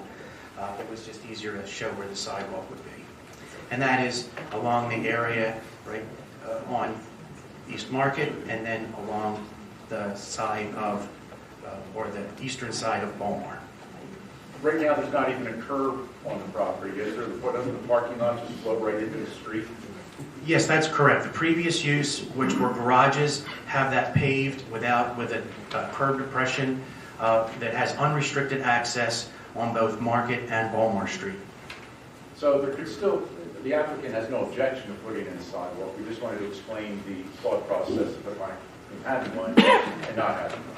So 6 of one, half a dozen of another. There would still be some green on the property, right? But not as much as you're showing on Exhibit A8. That is correct, yes. All right. Let's go through some of these other questions. Those were the 2 planning commission recommendations, and the applicant's fine if that's the board's intention to. We've already incorporated the lawn area to incorporate the the sidewalk as well. There are a number of existing what we call nonconformities on the site as it now exists. The site development probably, in my estimation, predates much of the current zoning regulations in West Goshen Township today, which would explain it, such as free flow parking and access out onto a major state highway, and we could go on. What are some of the existing conformities that are being improved upon? The front yard setback, which is currently 10.2 feet, is being improved to 35.4 feet. The setback of the parking lot in the rear of the property, which is 0, is proposing to be 5.5 feet. And the paved surface area of the track is being reduced from 100% to a little under 80%, about 75.5%. The paved surface ratio goes down, and the building coverage also goes down. You prepared Exhibit A9. It's not a visual. It's environmental impact assessment, correct? That is correct. I'm not going to walk you through the entire environmental impact assessment if the board wants to read it. It's in the exhibit package. But suffice it to say, does the environmental impact assessment, in your estimation, meet the intent and the requirements of the zoning ordinance of the township by reducing these nonconformities and bringing the plan more in conformance with the existing municipal zoning ordinance? Yes, that is correct. You're familiar with the conditional use standards that Ms. Camp referred to, the specific standards in the zoning ordinance regarding what this board has to consider in the grant of a conditional use, correct? Yes, correct. Does the proposed development include sufficient buffers to screen the use from adjoining uses? Yes, with our proposed plan, we're providing a landscape area along Market Street, Walmart, and along the rear property line. And there is no buffer, as Mr. Purnell noted, between the Sherwin-Williams building and the bank building, correct? That is There's no buffer correct. there today, and there's not going to be a buffer there when all this is said and done, right? That is correct. It's over 100% impervious right now. Let's explain a little bit of this circulation pattern, and I think Exhibit A6 is probably the best exhibit to do that. You heard Mr. Purnell's question about possible, I guess, conflicts is the correct word, regarding traffic and circulation around the site. First, it's correct to say right now that the traffic access from Walmart Street and Market Street is virtually unregulated into the property today, correct? That is correct. It is unregulated. There aren't any features to have any circulatory measures to coming in or around the site. Okay. So this plan sort of corrals that and establishes a distinct in and out of both Market Street and South Walmart, correct? That is correct. Yes, on both Walmart and Market, yes. Okay, now, if I'm coming in from Walmart Street, use your pointer, I guess use your pointer, and explain how a car would circulate the site and access out onto East Market Street. A car coming into the site to utilize the drive-through would pull in, would go around in a counterclockwise motion, and then stage themselves in the drive-through. Then they would exit the site to proceed and going eastbound on Market Street. If they wanted to use some of the other retail components that are adjoining the track, they could then go through the parking lot over to Sherwin-Williams or over to the retail center. And the reason we've allowed that internal access is to prevent cars from having to go out on East Market Street and come right back in the same shopping center, correct? Or shopping area. That's correct, and that's the way that it is currently, but it's not as defined as we are doing with this proposed plan. And it is correct that the East or the West Goshen zoning ordinance does promote the interconnectivity at the sites where possible, correct? That is correct, yes. Other standards in the conditional use plan, in the conditional use ordinance, will the property be served by public water? Public water, yes. It's currently served by public water. And Exhibit A10 is the letter from Aqua saying that they can service the property? Correct. Okay. And how about public sewer? It's also served by public sewer. There are 2 sewer connections because there are 2 buildings. We'll be eliminating one of those connections to only have 1 connection to public sewer. And there'll also be a decrease in sewer usage as compared to the previous uses. Does the plan provide for safe and convenient pedestrian access within the grounds of the facility and for points of access to the parking areas? To the parking area in the front of the building where most of the patrons servicing the site will park, there is a sidewalk immediately adjacent to the parking spaces that will allow them entry into the front of the building and into the lobby area. And I know this was a question that was raised at the Planning Commission. There is a raised curb, isn't that correct, between the parking area and the bank building, correct? There is raised curb and concrete parking blocks. Okay. Are there any surrounding residential uses that could be impacted by potential glare or noise from the property? The property is surrounded on all sides by commercial or similar uses. Across the street is a bank, and immediately around us are, as I mentioned, commercial uses or retail uses. And in fact, do you anticipate noise or glare emanating from the bank? With this type of activity, this is a low impact activity, so no, I do not. It's a one-story building, so the fire company shouldn't have a problem accessing the building, correct? That is correct. In an emergency situation, we simulated the ladder truck, which is the longest truck that can circulate through the site coming off of Walmart Street and through. Since the building is only a one-story building, in other emergency situations, it is very accessible. Just a couple more questions. Any anticipated increase in surface water runoff with this proposed development? There is actually a decrease in surface water runoff since we're removing asphalt to greater than 20% of what's there now. We'll have a reduction, and since we're providing those areas in green, there'll be a place for the stormwater to run off. Since we're doing those reductions, we're not, by ordinance, needing to have stormwater management. I have no further questions for Mr. Russell. Can I just ask a couple questions, just because the typeset is small for me to see? Parking, this Sherwin-Williams parking lot, is what's in between the 2 buildings, is that where they're parking? Yeah, is that their parking area for Sherwin-Williams? Sherwin-Williams has parking out front, it has parking on the side, and it has parking out back. And currently, Sherwin-Williams has parallel spaces on the side. Because the 704 partnership owns all the properties, we're able to provide perpendicular parking there now. So we're increasing the parking that was there where the parallel spaces were to make them perpendicular. Okay, so is there a barrier between the right-hand side of the, if you're facing the Market Street, is there a barrier between the 2 properties?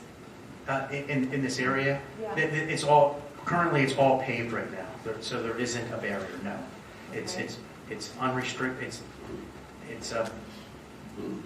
I guess the term is cross-access eased, since both properties can utilize that. So bankers, people going to the bank can use those spots, similarly, by Sherwin-Williams, people can use those spots? Yes, that's correct. Okay, so does this also basically comport with the decision that we allowed for there to be cross-sharing of parking? And so people who are at Stumpy's could actually be parking over at the bank? I'm not familiar with how all three parcels were with the previous cross-access agreement. I can answer that question because I was involved in it. The bank parking has nothing to do with the prior to Stumpy's and the retail center. That excess parking was behind the Sherwin-Williams. So this bank, what we're trying to do is take a bunch of lots that function as a conglomeration of uses without any adherence to the ordinance. We're trying to lot these out and make them function as best they can as separate lots. But the retail parking doesn't use the Sherwin-Williams lot, that's my recollection. Or doesn't use the bank box. They can if they want. Yeah, can you explain, I remember you had submitted a cross-access easement. And what were the lots that were subject to that? Is it the lots that we're talking about today and the Sherwin-Williams, or was it the one where the new axe throwing and the bar studio was located? It's the latter. Okay. It's the latter. Okay, so I don't know, Robin, if that helps you. The cross-access easement that was Just permitted, between Sherwin-Williams and the other, the new retail use. And Mr. Colgreco, as far as meeting, and the reason why they had proposed that scenario was that they couldn't comply with the minimum off-street parking spaces needed for that particular use. But for this bank, you are able to comply with the minimum parking spaces needed for a bank on this site. That is correct. So just on the bank site, there are 14 parking spaces where only 12 are required. And that is in the front here and along the rear. These are extra spaces. And regardless of what the ordinance requires as far as minimum off-street parking spaces, has there been a discussion with the actual tenant as to whether or not 14 spaces is a realistic number and actually meets their demand? Has that conversation occurred? Yes. Okay. And they're comfortable with 14 spaces? Yes. Okay. I think that's an important point. Back to your question though. So between the two lots, will there be any demarcation once this site is developed? As to who those spaces are for? No, as far as will there be a physical barrier between the Sherwin-Williams property and the True Martin property? There will not be, no. Okay. Will there be some sort of, and this is more engineering, I shouldn't be asking these questions, but this is right. Will there be some sort of curb stop for the new parking spaces that you're proposing on the Sherwin-Williams side? Yes, there are. There are parking blocks, and there is extra space from the spaces to the building. It's hard to see here, but there's actually a row of parking blocks, and in front of the parking blocks, there's about 4 feet of space between the parking block and the wall of the building. Mr. Rosella, what was the basis for saying that the sewer flow will be decreased? The bank generates a little less than 1 EDU. And for the number of people in the bank, employees and some visitors, whereas the previous use, which was for a car, auto and detailing, they generated a lot more water usage and a lot more sewage. So there's actually will be a decrease with our application that we put together for DEP. This is probably a land use question, development question, but when you develop the site, will you be disturbing, replacing existing sewer and stormwater within the parcel? Yeah, the stormwater connection is proposed to go out onto Bomar, and we'll inspect that connection, and if we find that it's unsuitable, we'll replace it with a more suitable material. We haven't gotten to that level of detail yet. So there is, currently today, there's a storm pipe that goes to Balmar? There are 2. Yes, Okay. there's 2 different connections. Thank you. Sir, might I suggest that the 6 spaces in front have the posts put in front of them in addition to the curbs? When you say post, a post or a bollard? a specific name for it, and that was Bollards. it. They're bollards that was discussed by the planning commission. The planning commission recommended that they not be installed Why? because they're redundant. They already have parking blocks and non-mountable curb. What That's const- that's Okay. 3 impediments to a vehicle getting onto that sidewalk, which is, there's no need for that here. Help. It's a bank. Rick, help me out, what is a non-mountable curb? It's a 6-inch or 8-inch high curb, 8 at least? 6 to 8. That's the standard, 6 to 8 inch height. So they have to jump the parking blocks and then jump the curb to get up onto the sidewalk, which is, nothing's impossible, but it's highly unlikely. I'm looking at 2 handicap spots that are aimed at the front of the building. With parking blocks and non-mountable curb. But you have the ramp for the access to the handicapped in between them. Right, but you can't put a bollard in a handicap ramp. I understand that. So I don't understand the question. Well, it's an access to the front of the building. It is, but it has to be a ramped access for handicap, and you can't put a bollard in handicap access. And the other areas that are not ramped don't warrant bollards. I'll take your word for I just have one quick question. Can you show me again where the landscape area is supposed to be? The green space you said? I'm sorry. Yes, green please. space. Yeah, the landscape area is between, we have a landscape plan. That's part of your, Yeah, there it is right there. So if Oh, good, good. zoom into that a little bit more. is it one of your exhibits or is it part of the? It's also an exhibit in there. Probably part of Exhibit A6. That's a bunch of sheets. So we have deciduous and evergreen shrubbery along the periphery on Market and Beaumont. Then we have plantings in the green that's between the sidewalk and the building on 3 sides. And then in the rear, we have green and trees and shrubs along the rear property line. And you guys also own the Stumpy's property? And you guys were the ones that redeveloped that? Yep. Okay. I mean, I think that looks great. And you're saying the sidewalk is that wraps around on Market Street right there, right? Yes, closer to the outside of the site. And is there a bus stop around there? Or am I just making things up? I think the bus stop is on the Westchester Borough side. Okay, so that's not on this property. It is The not. borough line is right there. Yeah, Okay. Walmart is the separation, yes, that's correct, between Westchester Borough and West Goshen. Okay, thanks. The sidewalk that's going to be adjacent to the green space there, that's going to be what, a 5-foot wide sidewalk? That's right, on our revised plan, as per the Planning Commission's comments, we depicted it as being 5 feet wide.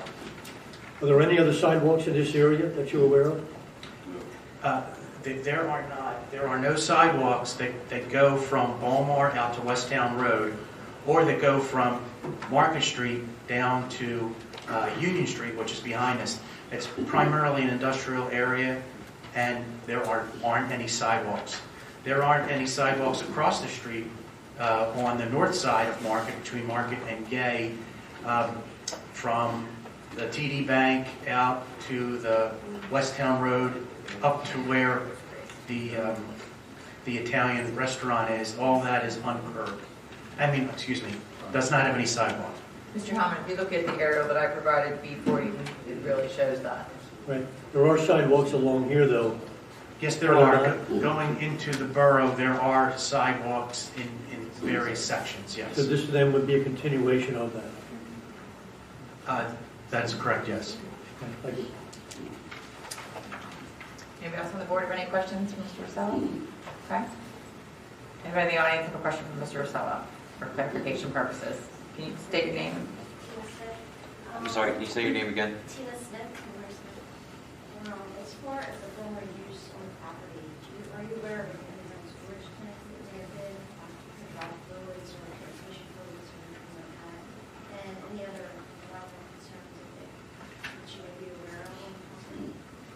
We haven't come, for the information that we were given, no. Outside the site, no. Is there any other environmental concerns? You're aware Asbestos on the side? of? Asbestos on the same. If it was related to the building from a civil engineering perspective, I wouldn't be aware of that, no. From the operations that were carried out there, is there any contamination on the property? None that we noted, just from visual inspection. Mr. Troll might be, I have to shed light. come up and use the microphone, please. Sure. We did pretty extensive phase 1 and some phase 2 testing of that site and the adjacent sites. And everything came up really clean. We were concerned with tanks, you're right. And there were no tanks. We did ground penetrating radar and we did phase 2 boring samples. So you did ground? We did. Everything was clean. Thank you. Thank you for your question. I'd like to ask you a question, another question. Again, I'm going to ask you a question I asked the gentleman over here. Would the building roof be suitable for solar panel installation for the future? As the civil engineer, I'm not familiar with the architectural components. Thank you. Kevin, do you have the answer to that? I don't know the answer now. It's a fused metal roof. Potentially you could go, but you need an engineer to be able to tell you whether it could. Okay.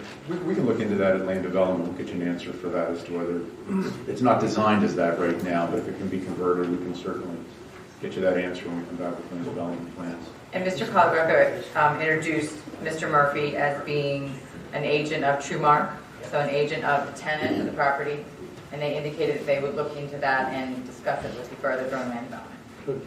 Thank you, sir. So I have a build on that. So, in addition to the future-ready potential for solar installation on a roof, solar tiles, or whatever, it would be good as part of the building design from the get-go to have it easy to install, the inverter, the meter, etc. So it's all one little package that makes it so simple in the future, should be so desired. So I encourage you to work with your architects and engineers to design the building appropriately. Thank you. Thanks. Okay. Comment about the sidewalks, Jerry Dickens. It seems to be like it's a sidewalk to nowhere. There's no other sidewalks adjoining these areas. It seems like a waste to me. I'd rather see more green grass than sidewalks.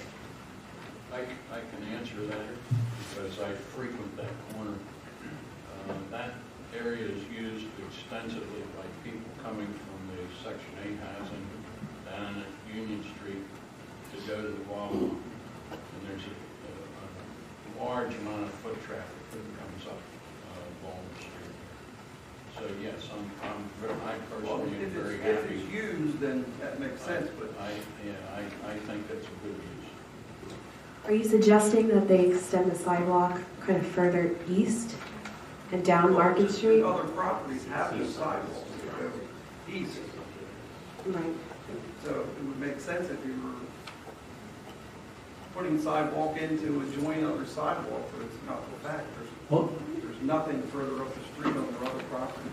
If I can just say, that may be true today, but may not be true next year or the year following. See, the idea is we developed a 2019 comprehensive plan, and what we'd like to have seen happen in the future is sidewalks all along this area here. So we have to do it when we have the opportunity. If we miss the opportunity, then we won't be able to do it again. Sherman-Williams is right next door. At some point, they may look to develop that. At that point there, we would also ask them to put in sidewalks there to continue this along. That's the whole idea. We have to think not just about today, but we have to think about 10 years and 20 years down the road. Yeah, I see the state, there's projects down on Route 30 that they put in handicap curb cuts and things and uselessly spent money because they run into telephone poles, and there's never going to be a handicapped person using those because they go to nowhere. Right. Today that was my point about the sidewalks to nowhere. Right.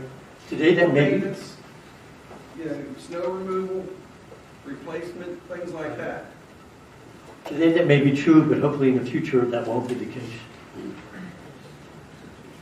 One more question for the witness.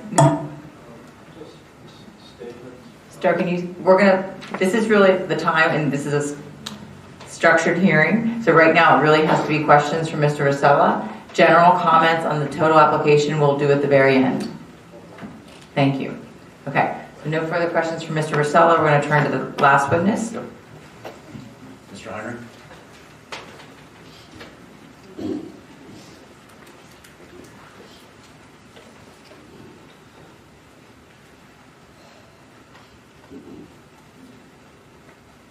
Can you raise your right hand? Do you swear testimony you're about to provide with the truth, whole truth, nothing but the truth, so help you God? I do. Can you state your name and business address for the record, please? Andreas Heinrich, 1134 Heinrich Lane, Ambler, Pennsylvania. And you're a licensed traffic engineer in the Commonwealth? I'm a licensed civil engineer and a certified professional traffic operations engineer. And you've testified before the West Goshen Township and Zoning Board and its Board of Supervisors, correct? I believe so. The traffic exhibit is marked as Exhibit A11. You prepared that traffic report, correct? Yes. Briefly, I'm just going to ask you to summarize for the board what traffic improvements vis-a-vis site access are being made with this application, and your findings generally regarding the ability of the site to handle, or the surrounding road network, I should say, to handle the traffic associated with the development. Yes. Our traffic study consisted of doing peak period traffic counts on a weekday at the intersection of Market and Balmar. It's a signalized intersection. And we did analyses of the intersection for existing conditions, future pre-development, and future post-development conditions. Obviously, the site is occupied today, but at the time of the traffic counts, it was a vacant building, so there was no real traffic being generated by the site. So for the purposes of the traffic study, we assumed all new traffic. We didn't try to make any deductions for what the existing use may have generated previously. But it's important to keep in mind this is not a vacant site. This was not a vacant site. That there was traffic being generated by previous uses of the site. So when you add the TrueMark, it's not a completely addition of traffic to the area. It's pretty much replacing traffic that was generated by previous uses.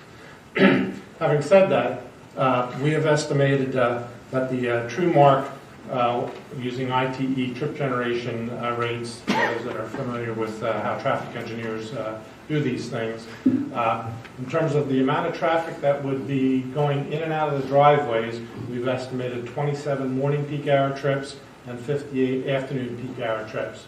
But as many of you might know, if you frequent banks, many times your trip to a bank is part of another trip. In other words, you might be going to work in the morning or coming home from work in the afternoon, and you do your banking as part of that trip. So traffic engineers call that pass-by traffic. So we've estimated 8 trips in the morning and 20 trips in the afternoon will be pass-by trips.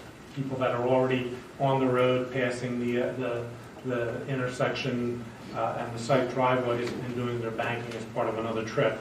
So in terms of the net increase in traffic that would be added, we've estimated 19 morning peak hour trips and 38 afternoon peak hour trips.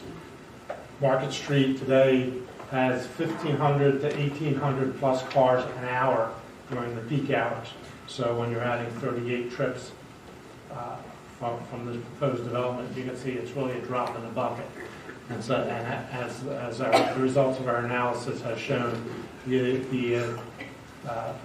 level of service and delay calculations for the way the intersection of Market and Balmar operates, there's very little change. The levels of service do not change as a result of the new trips generated by the bank. The amount of delay is relatively minor, although with any addition of trips, you will tend to expect some increase in traffic delay. In terms of the intersection, because there's such little change in the operation of the intersection, we foresee no need to do any improvements to the intersection. But as has been testified already, the frontages of the site are wide open today, asphalt right up to the street asphalt with the curbing sidewalk that is being proposed. The driveways will be confined to specific locations, and pedestrian improvements along the site frontages and at the intersection with the signal, those will be improved as part of the development. some of it subject to PennDOT approval. Does the proposed trip generation that you just mentioned, the proposed traffic addition to the intersection, cause any of the roads or intersections that abut the site to fall below a level of service C as is graded by PennDOT and traffic engineers? No, as I indicated, there is no change from what we would expect in the future pre-development. There's no change from pre-development to post-development.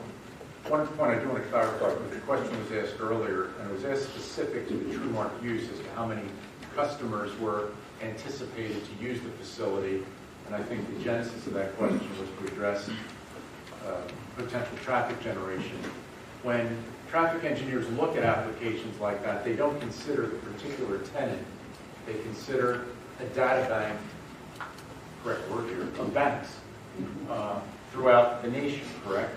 Yes, the databases that we use is based on data supplied by traffic engineers across the country, and the Institute of Transportation Engineers does a statistical analysis and comes up with a weight, in most cases, for most land uses, comes up with a weighted equation that can be applied to the size of the bank to estimate how much traffic is likely to be generated from that type of use and that size of the use. And the reason for that is that while this bank is going to be built, hopefully, as a TrueMark financial institution, someday it could be a Wells Fargo bank or a Meridian bank, and that's why the generic number has to be used for purposes of determining trip generation, correct?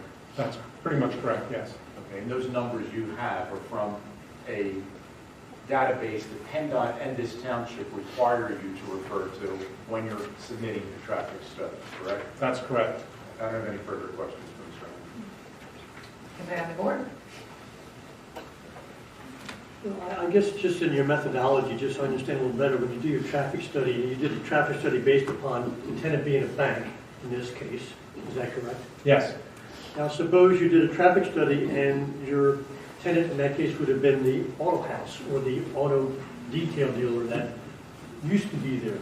How much greater traffic will it be generated from there being a bank being a tenant versus what was there before? We didn't actually look at what was there before. It was kind of hard to figure out what was there before. It was the building size is about 7,500 square feet. If I can interrupt you, couldn't you just have a generic definition of that type of usage and insert that kind of information into your methodology to try to give you some idea? How much more traffic are we talking about being generated? I wish that it would be that easy, but it's not. There were different things going on inside that building, and what allocation to different things happened, it was very difficult to come up with that. Plus, that use, the previous use, does not have a very strong and a very detailed database in comparison with the bank use that has a strong database. So are you in a position then to give us any idea how much more increase in traffic there's going to be as a result of this new tenant that's being proposed here? I can't give you an increase or a decrease in actual numbers, but as the numbers I quoted to you, 27 total trips in and 58 out, it's not going to make a difference. Can I sort of follow up on that? So the description of it, of the use that's no longer there, was a used car dealership and a service garage. So just on your vast experience as a traffic engineer, just using one of those, let's say a used car dealership. I mean, I guess it would be tough unless you knew the volume and the size. I mean, it's a very small parcel there, so they're... Well, I wish you would have asked about the auto body shop. Okay, we'll use that one. Use that one then. I mean, I don't know enough about the historical use, but let's just assume that was the more predominant use. If you said that the entire existing building was an auto body shop, I could have come up with some kind of an estimate. I'm not sure how valid it would be or how attributable it would be to that specific site, but I could have come up with some numbers. The problem with the car dealership is car dealerships in general have so much outdoor display, so the independent variable for calculating that is kind of difficult to put a finger on for coming up with an estimate. But for the auto body shop, I could have come up with a number. And is your gut telling you that that number would have been higher than lower than what you'd see from a bank? At 7,500 square feet compared to, what, 2,800 for the bank, It sounds to me that it probably would have been more, but like I said, I really didn't have good enough information to go on to come up with an estimate. And your number, as far as the net increase, is that as comparing it to a vacant site? That's correct. I have a question around it. It's probably more an engineering or a land use development question again. I'm sorry, it's the traffic that prompted it. And the turning radius to get into the bank is 180-degree turn off Market Street to go around through the drive-through. I presume that corner that looks like it's been shaved is good enough for a pickup truck, whatever else, to make that turn with someone exiting at the same time back onto Market Street. Is that correct? Yes, it should be adequate for typical passenger cars, what you would expect to come to a bank. If we had some other kind of retail use in there that would generate truck traffic, then I might want to take a different look You at could that. have a pickup truck pulling in off Market, trying to make that turn. At the same time, you've got one or two cars trying to exit back onto Market Street. So is that 180-degree turn designed to accommodate a vehicle of that size? I did not run the templates, but I believe it is so.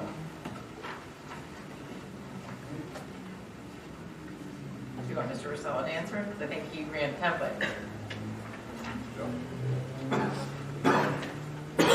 Yeah, we did run a template for that, and it can accommodate that type of vehicle. The width of the driveway meets the PennDOT criteria for a low-volume driveway, which is wider than a normal driveway. It's 20 feet wide, so it can swing that turn. And since it is a one-way access, you can only make a right exiting. There isn't an issue with a vehicle coming in with one going out. I have a question though. What about, I would think the largest vehicle coming here would be the vehicle bringing the money. Did you look at that size vehicle? Yeah, that vehicle would come into the bank and go on the common driveway, the two-way driveway. That's where they would bring in the loot. You don't have any concern with the size of that I do not vehicle? have the size. Those box trucks are about the same wheelbase as a pickup truck. Anybody else for going back to Mr. Heinrich? Is there a reason that the Volmar access is not two-way? Not that I'm aware of. It's been designed that way from the beginning that I got involved with it, so I don't know if there's any reason. It would be desirable to have a two-way access. There's pretty significant conflict point. The only thing I would point out is that the drive-through windows, the drive-through lanes would then be counterflow, and it can be a little confusing. Yeah, but you also have some conflicts with traffic coming in off the Market.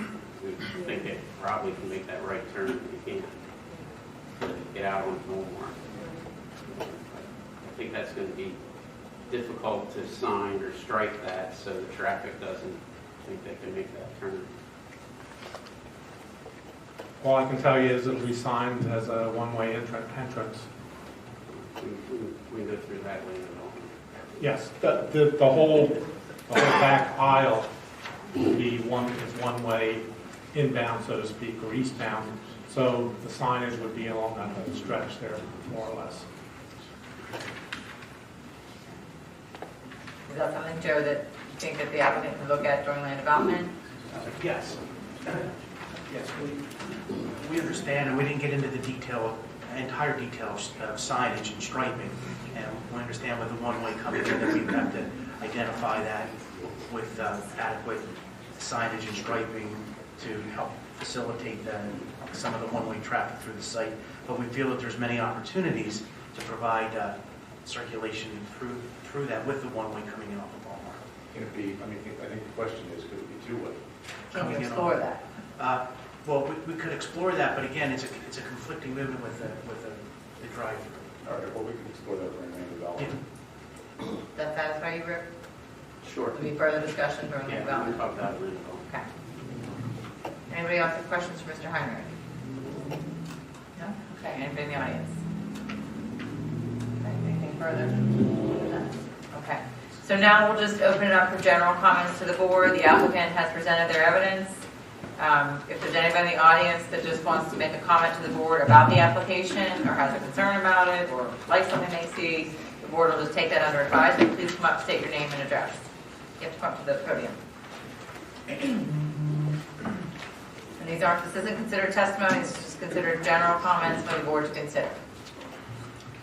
Good evening, I'm Doug White, 1001 Woodview Lane, West Goshen.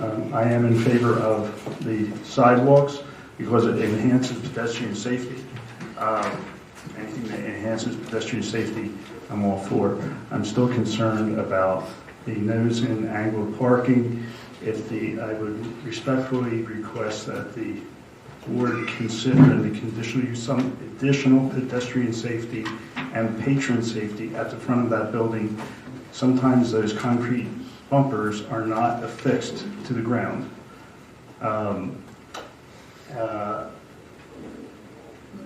Other banks have put either posts, planters, or something in addition to a curb and to the bumpers to protect the front of that building. There could be pedal error, there could be intentional, anything can be happening. One storefront crash is too many. And so I would respectfully request that the board consider in its conditional use some sort of additional pedestrian and patron safety in front of that building, at least to affix those bumpers to the ground and at least have an 8-inch curb. If they can do something additional, that'd be great. Thank you. Thank you. Anybody else? Any comments for the board? Please come forward and state your name. Henry Alexander, 1101 Fern Hill Road. I would like to encourage the applicant to design and construct their future building so that it is solar ready. That is, that the roof is compatible with solar panels and that the electrical system has the capacity and the conduits to handle a future solar array on that roof. This will make it possible for a retrofit of the building for solar. The cost is minimal during the original design and construction. Otherwise, the cost of retrofitting is likely to prohibit future renewable electricity on the building. Thank you. Thank you. Anybody else? Okay, so we can close the evidentiary portion. And as I indicated in my opening comments, my suggestion to the board is that you don't render a decision right now. You take it under advisement. I can put together a draft decision and circulate it to you, and it can be on your agenda for a February meeting to take action on. That's acceptable? Okay, so we will. No, any issue with any of the applicant's exhibits being admitted into evidence? Okay, so they're so admitted. And again, thank you everybody for your participation.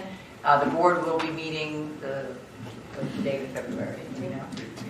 February 18th, which is their next regularly scheduled February 18th. So 7 p.m. it'll be part of the agenda items. The decision will be rendered. It has to be done, deliberated, and voted on at a public meeting. So thank you again, and thank you, Jim, for your transcript. Thank you very much.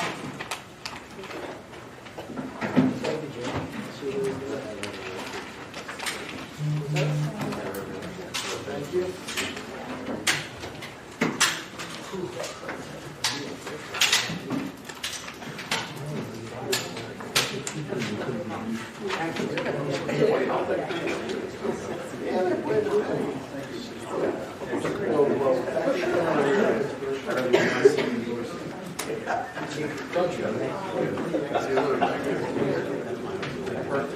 Thank you.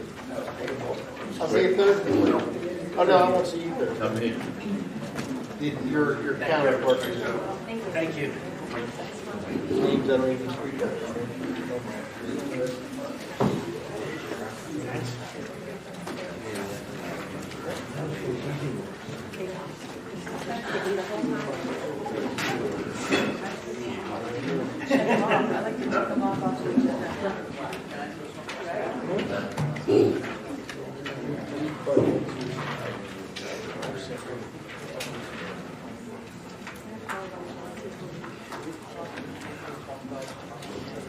Okay. All right, we will resume the rest of the agenda. So the next item will be a discussion of refugee resettlement issue, presidential executive order, and recent court action. So the President had issued an executive order that indicated that in order for refugees to be resettled within your jurisdiction, you had to enact a resolution. Since that executive order was passed, there has been a federal court case that declared that executive order unlawful. So right now, there's no action for the take, and I would suggest that you table this matter. Because the executive order no longer exists. It's null and void as far as the federal courts are concerned. Right. But can I request, Ms. Camp, that there was a resolution passed by the Westchester Borough before the injunction was put in place. Can we get a copy of that? Yes, I told resolution? you. I will send that to the board. Send it to all the board members here so we can be aware of what the Westchester Borough did in regard to this. Yeah, they adopted a resolution agreeing that refugees could resettle within the jurisdiction of the Borough of Westchester. Very good. That's what the resolution was. I'll let you all to have a copy. I will send that to you. Thank you. Sure.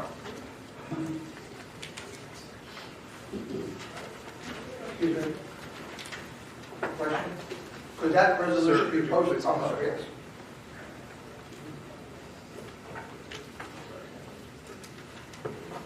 I'm Al Warren on Pottstown Pike.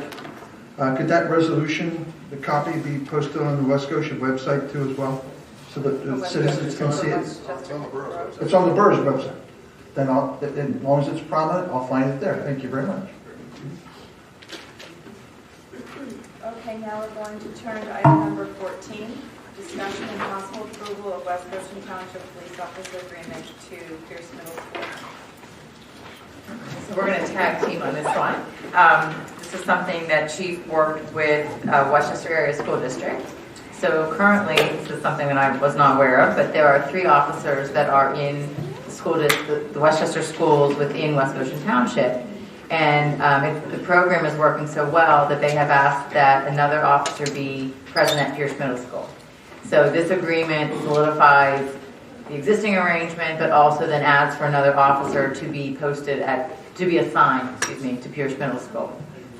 Anytime the board does an intergovernmental agreement with either another municipality or another governmental entity such as the school district, the law requires that you adopt a resolution. It used to be that you had to do an ordinance, and actually the law was changed in 2019 that now you can do it through resolution, which is nice because then you don't spend the advertising costs on an ordinance.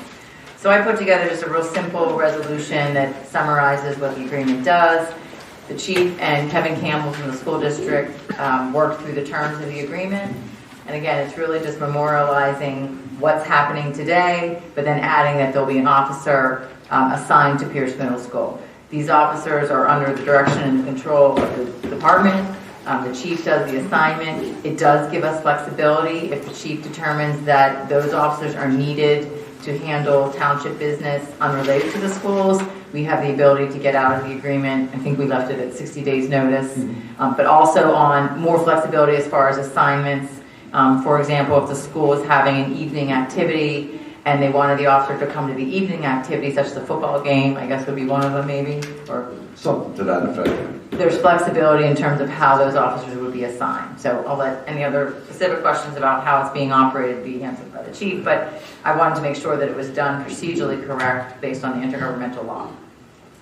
And the key element is that the school district's willing to pay us for it. $120,000. So $120,000.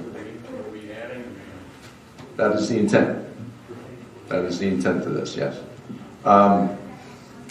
Back in, I guess, September, October, I had some discussions with Superintendent Scanlon with regard to how our program was, and you'll remember 2 years ago, you folks authorized an addition because of the campus, the East High School Fugate Middle School campus.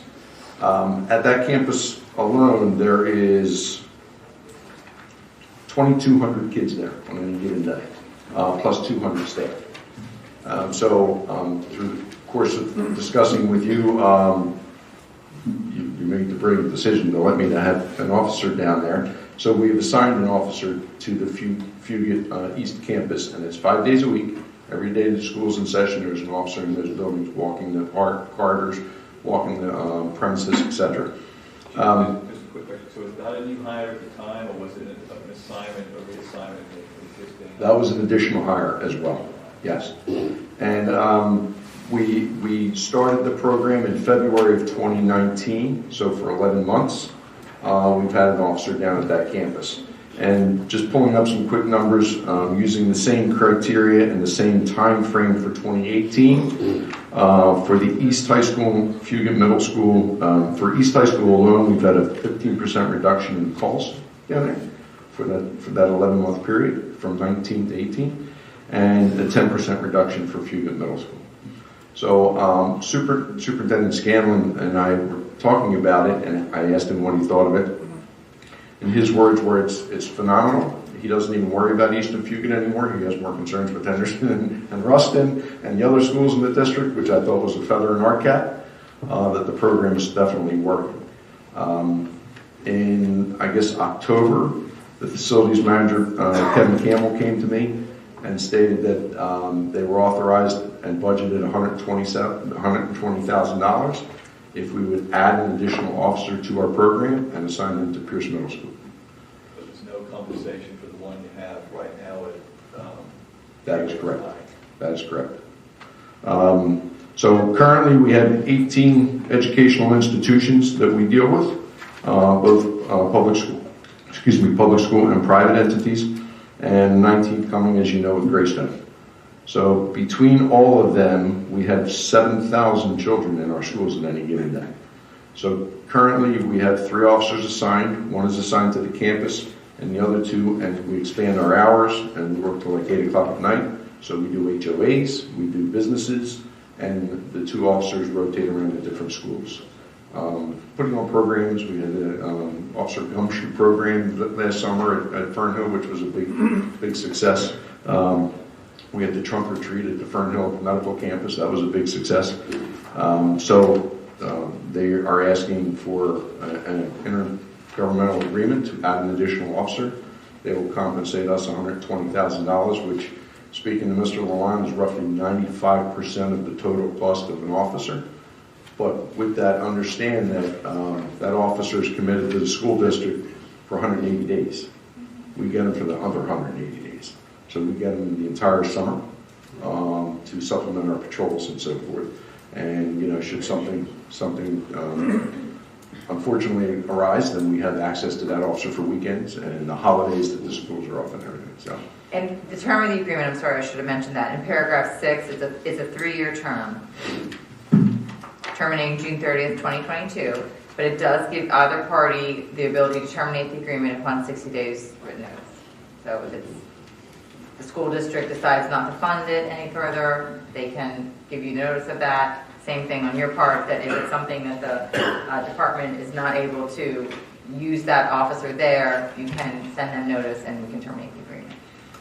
Yes, Considering the current contract, which allows for an increase every year for payroll for the officers, we have an escalation clause like that in this agreement.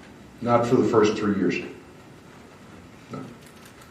And to be perfectly honest with you, the reason because in 14 months, we're going to have 4 officers leave this department. So you're going to be hiring officers at a reduced rate as well. So that reduced rate will sustain itself for at least this 3-year period, in my way of thinking anyway. So. Just to be clear, I mean, I did ask Casey this, and he's got confirmation from so it does cover the kind of base cost, but it doesn't really cover the pension contributions and the medical contributions that we make to the sources. So it is a substantial amount of the cost of hiring the officer. It's not the full. Yeah, like I said, it's 95, give or take, percentage or whatever. But again, we have the use of that officer for virtually half a year. I wouldn't lock in a half a year because he requires days off and everything, but at least the full summer, the holidays that the schools are off, if something were to occur that I needed them on the weekends, yes, I would pull them in. And when does this begin? When would he begin? As soon as you say yes. We started the testing process back in October because our existing list was expiring. So I have a list established already. So I would make a conditional offer. We already have an officer that has expressed interest in this position. So as soon as I were to get the new officer on the team, then that existing officer would blend right into that program. Okay. I mean, for the record, I think that's a great deal. But I guess, so if it's not covering the full cost, where would the rest of that money come from in our budget? Just, okay. So, Are there any other costs that will be associated with the new hire, such as another police vehicle that would be assigned to this officer? Well, we wouldn't have the cost of a vehicle because we would just retain an older one for the first year or so, and then it would filter in with our transition of vehicles. Obviously, the police equipment, uniforms, and what we have extra weapons and so forth, but it costs about $2,000 to fully equip a new police officer with uniforms, with vests, with firearm, with utilities and so forth. So that's not including the vehicle then? That's correct. Okay. Now, the officer, when he's at the school there, and the ones that are there now, do they engage in other activities with the students there, with the school district? I don't know, such as addiction and prevention training? Well, we do out, and we are in the process of building that program. But again, we're in our first year of it. So we've established that the school district, whatever building we're in, provides us with administrative, like an office, computer access, and those kinds of things. I know for a fact that the officers are informally engaging with the kids. Now, as far as instruction programs go, that's in the process of building that program because SROs are required for that. Now, the 3 that we had are SRO trained, and under the new guidelines for officers in schools, they're required to have that training. So that is a process that we are in building on with regard to that. But again, it comes down to class time and so forth. So there's a little more intricacies involved in getting access to the kids to put on our program as opposed to the school's agenda. It could be a great opportunity to do that. Absolutely. Also, the police officers, I imagine, they get proper training to be able to deal with the school shooting instances and incidents and so forth. So they would be working closely with the school district in evacuation procedures and response and so forth. We're doing that now with active threat assessments, and we have lockdown drills monthly, if not semi-monthly, to be honest with you, with every school in the district. We're there, like I said, anytime that there is a drill, the school district requires that an officer be present, so one of our officers does go to this. And they're usually advance notices and time with us. Unfortunately, in this day and age, I think we would be remiss not to do otherwise. The other high schools, Westchester Area School District, Goshen, and does Superintendent Scanlon have officers stationed full-time there? He has offers presented to those administrations. I don't think it is to the financial level that they have expressed to us, because I think that they are trying to compensate us for what we're already doing. The financial offers to West End East Goshen Regional and to the Westchester Borough is less than what they've provided to us. Okay, so that's really where I was going with the question, because we've got, to me, like a hybrid where we've given something for Eastern Fuga, and then now there's building on the success of that, which is all good. Is this, well, we realize we want another. They have offered us double what they've offered the other two. Really, they're saying this is now going to be equitable with what we would ask for other schools in terms of 2 officers for 120 versus 60 going even one. That's exactly what it is. That's exactly what it is. So there is a balance there, but because we're already actively involved in the schools, that's okay. I have a question specifically about the timing. I think you said to get started as quickly as possible, but the agreement doesn't start until July 1st, 2020. Well, I asked that too, because that was the first thing on the cover sheet. Okay. The money is funded now for their fiscal year, so they've had the money in their coffers for now, and they said that our first payment will come March 1st if we authorize this. But the contract itself is for 3 years of their fiscal year. Their fiscal year starts July 1st, and it's June.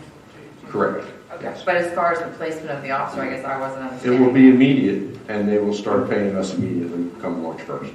So the money is there for this fiscal year, but because we're more than halfway through this fiscal year, they've laid this out that it's effective immediately, but they put the calendar on the for their 3 fiscal years upcoming. So will the officer be paid through the summer?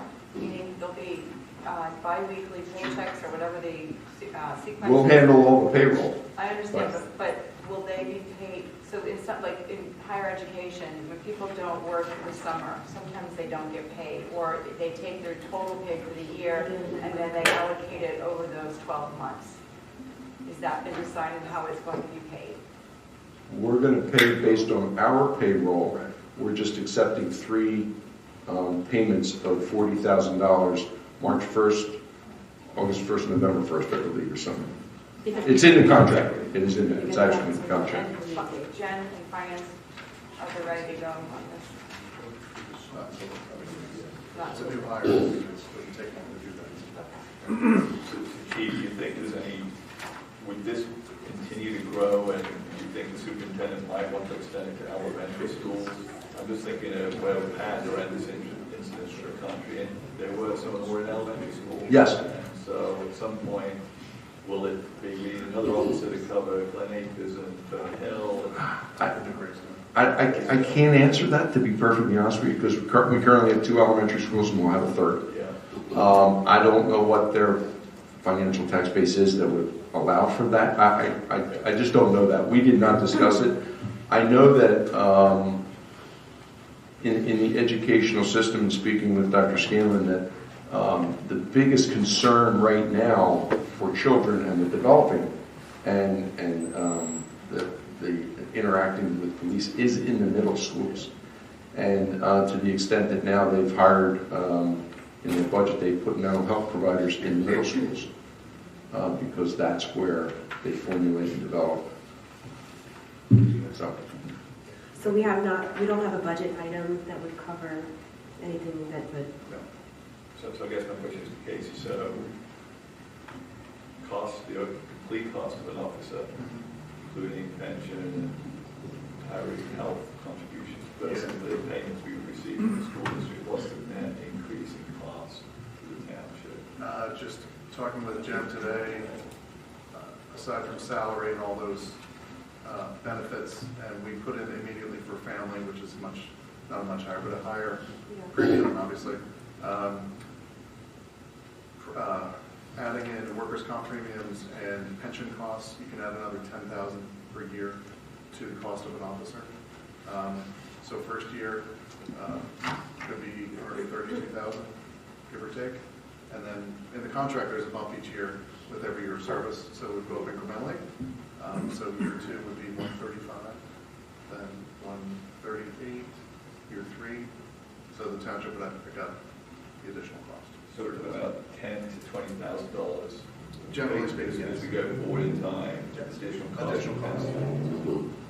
And throughout the year with the budget, are we able to re-examine the budget and decide to cut something somewhere else? Sure. I mean, the payroll comes out of Chief Gleason's departmental budget. So, the board could look at some cost savings. And typically, as you saw in your report tonight, it's all in general fund. Yeah, it's strictly general fund, so it could be, the savings can be found to pay for this. Okay. And, we have a $15.5 million general fund budget, so Right. $10,000. As long as we have the number, we know what it is. Right, exactly. I just have one minor question. When you were talking about East High School, what was the reduction amount? Was it 15 or 50? 15. Okay. I wasn't sure I could hear from over here. 15% for the calls volume from February through December 19th from the same time in 18. And to add to that, what does that cost? That Right. savings of 15% service calls. Going to the school or whatever. So, And we're not hiding anything. We're just, I think, to be honest with you, it's a deterrence. I mean, that's the first step. So anyway, I think it's a no-brainer, but it's up to you folks. Chief, when you had your conversation with Kevin, did he indicate when this would be presented to the school board for approval? He said, I think it's in February, but he has already had the money budgeted and is basically, he told me, he says, the minute you get your go-ahead, start moving with it because the check's in the mail. So in concept, you believe the school board is in 100%. favor of it, and it's just a. They've already authorized the funding. So you wouldn't hire until they approved it, correct? You would wait until they approved the school board? I'd rather not, because that's towards the end of February. So I would rather at least start the process, because But if they don't approve it, it's approved because it's in the budget already. So each year, it would. okay, so that's my only concern. Yeah. I don't want to hire someone and find out. Oh, I get it, and I asked him that too, and he says, no, I've already have the money in the budget, and it's already approved. Why But don't we again, call Ross Thunder, who represents the school district, just make sure that That's fine. this is something they could have had an internal conversation about, and that he would know that, yes, they've had a conversation, yes, they're in support of it, and it's more just a formality to get to. Let's have that conversation. Okay. You will do that? Yes, I'll call you. Thank you. It's a resolution. Yes, you need to approve the resolution which authorizes you to enter the intergovernmental agreement. With the provision that follow up With the school district's council has indicated that the school district is in support of this and has funded it. Okay. I'll make that motion. Thank you. I'm sorry. Thank you. It'll be resolution number 4 of 2020. Question. The officer that's in the fire, the full-time officer. That's correct. We had an appointment. So when he wasn't at the school, he would be actively participating in, general policing of the township. Correct.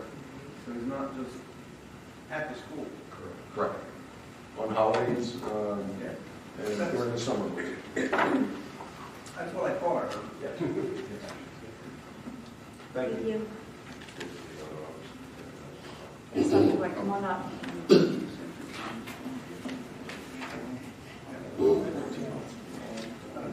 there a way we could negotiate this, the school district to increase their funding to more closely approximate our cost?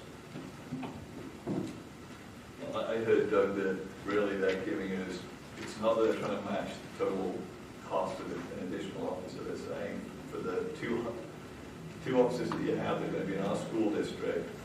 Given the fact that it's 180 days out of a year, we're offering you half the cost of each one. So it's not trying to match the additional. Okay, so it's half, okay. It's half an officer's cost to is what they're saying they provide. And that's what we're going to be offering other police departments to provide service to the school. Okay, thank you. Any other public comment? Yes. Come on up. Kurt. Yeah.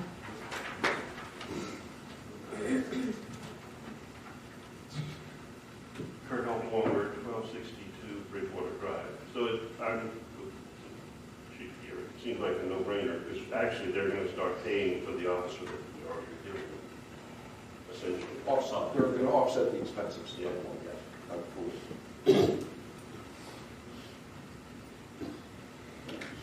Any other public comment? Yes.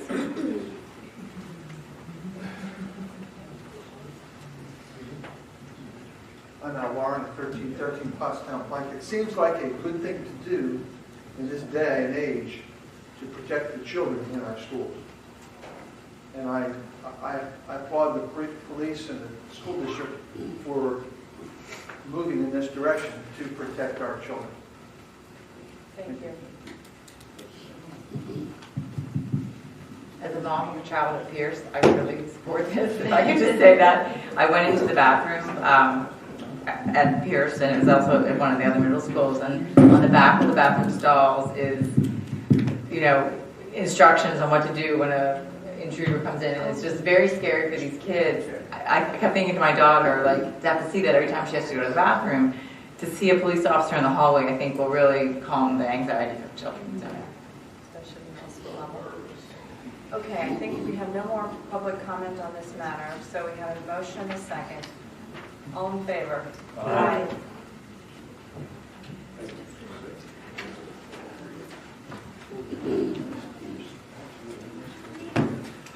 So we have two more items on the agenda.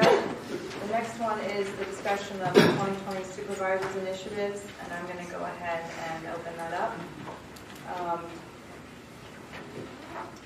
This is going to be my third year on the board, and I've been thinking about the last 2 years and the progress we've made as a board. But one of the things that we learned a lot about last year was how there is a disconnect with our residents, many of whom will come to these meetings with the expectation of having an opportunity to really have some of their concerns shared.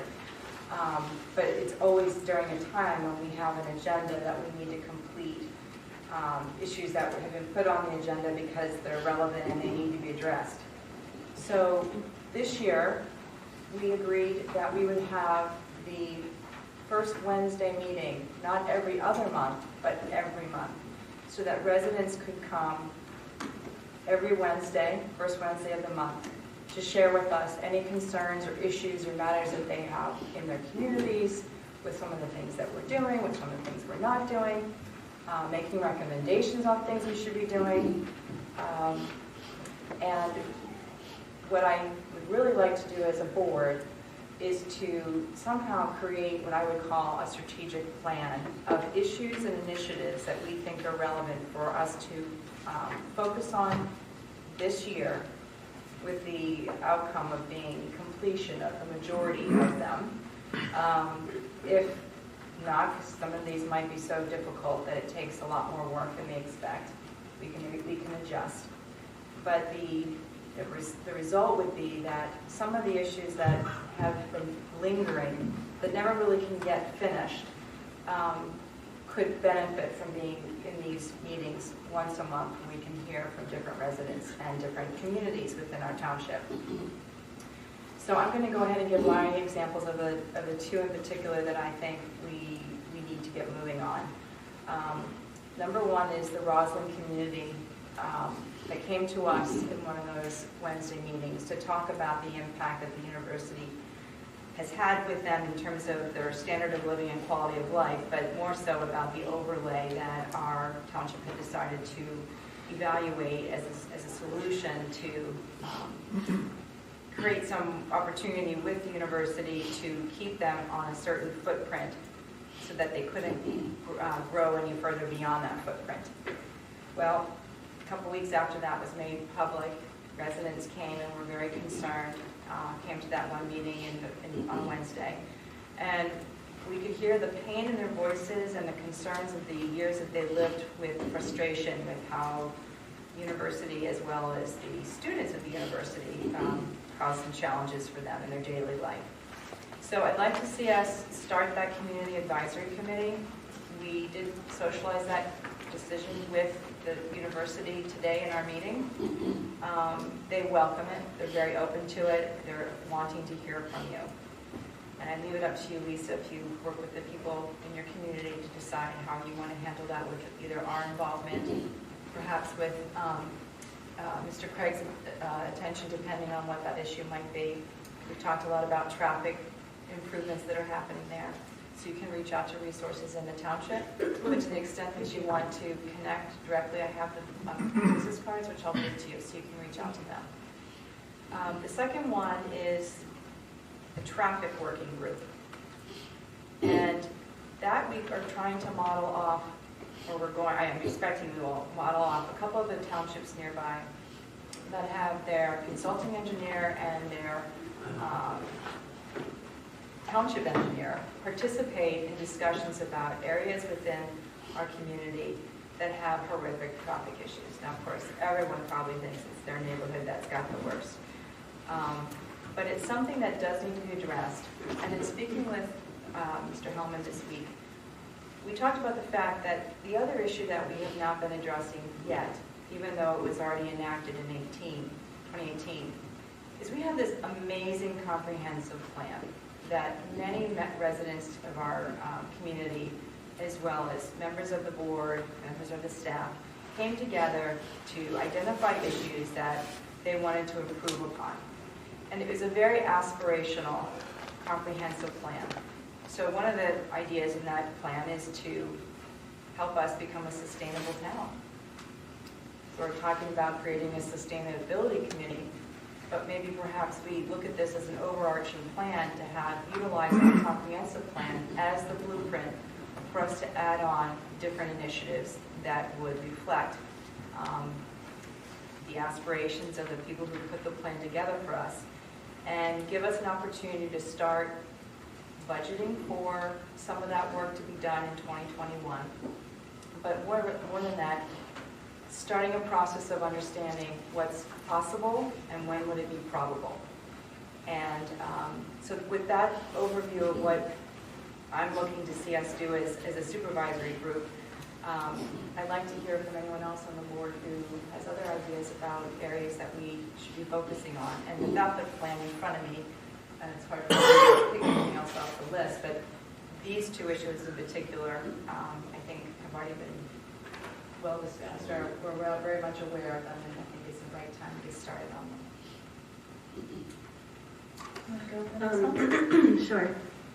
So to kind of echo what Robin was just saying, and I think sooner than later, I would like to get underway with forming an environmental advisory committee or a sustainability committee. I've had quite a few residents reach out to me and expressing interest in serving on that committee. And there's many templates from neighboring municipalities and online resources to get us underway in creating that committee. Now, I don't know what's required of us as a board to start or create a committee. Is that something that we... Yeah, I know. So in the borough created a sustainability committee, and in their home rule charter and administrative code was actually an ordinance. So we had to adopt an ordinance to create it. That most likely your code, I can take a look at it, but most likely, I mean, you may want, it can be as formal as doing an ordinance, or it can be as informal as just having some sort of resolution and some sort of guidelines of what the committee would be, how many people are on it, what their duties and assignments and role is. So it can go anywhere from being sort of informal to very formal to the actual ordinance format with very specified terms of office, the number of people. Right, but in either way, it's still an official government It should be an action by, it's a committee, it's an advisory board to this board, and it should be something that you... But the law was described in the resolution posted by the board. Sure, yeah. The ordinance gives it the cost and expense. Yeah, you can do it. Okay. Any advantage of doing it one way as opposed to the other, legally? Well, as an ordinance, it's probably more solidified in terms of, in stone, but until another board comes and wants to dissolve it. Right. But, I mean, if you're something that's just getting off the ground, it wouldn't be a bad idea to do it through a resolution. I agree. So what's the first step in that? We would draw up a resolution, and then maybe we could bring this up at a meeting either in February or March, and kind of get that underway, and then I guess Come up with a scope of work and number of members, the whole. Perfect. A new committee. Yeah. And we do have resident townships that have performed or prepared some of these types of work, committees or working groups. So we can take advantage of some time between now and those dates to start meeting with them. Yeah, there are a lot of resources, and townships around us have done a lot of really great work, and I know that West Goshen has the capability and the need for it. So I'm excited to see that happen. The other thing I wanted to bring up too is, and I know that I brought this up earlier this year, was exploring the possibility of switching our CPA firm for 2021 in light of remind me of the name of the firm that dealt with Kennett Township, Barbicane Thornton. I'll be totally candid and transparent about this. I had a conversation with our county controller. I know that she'd be more than happy to come in and talk with the board, but it was her advice to me as a supervisor to really consider leaving them behind and exploring other options. So that's my opinion. That's where I'm coming from. I respect Margaret Reed, but I know that there's, I know that we have a lot more controls in place than Kennett Township did. But I don't really see a problem in kind of starting fresh either, or at least exploring it, having the discussion. I would like to have that discussion this year. And the other item that I have here is possibly dedicating some time to redoing the website and really redesigning and rethinking the way that our website is set up and handled. I know that we contract with somebody right now who handles the Facebook page. So I don't know if we would stick with those, with that group. But that's also something I'd like to see done. Thank you. Mr. Hellman? Yeah, there's a couple of initiatives I'd like to pursue this year. The first on the list I have is an emergency response plan. I think it's important to review that, to revisit that, and I'd like to work along with the county and what is being developed countywide as far as emergency response plan, especially in the development of the pipeline, which is here. It's going to be here.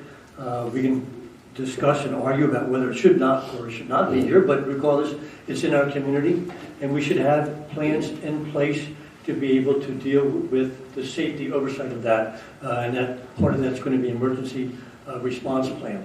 So that would be one initiative that I would like to the board to pursue, and we can work along with the county in doing that.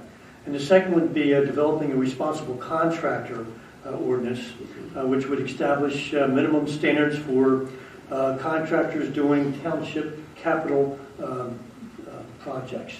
I think that would be something that we should do, and I'd like to know what we have in place at this time and how that can be reviewed and augmented. Would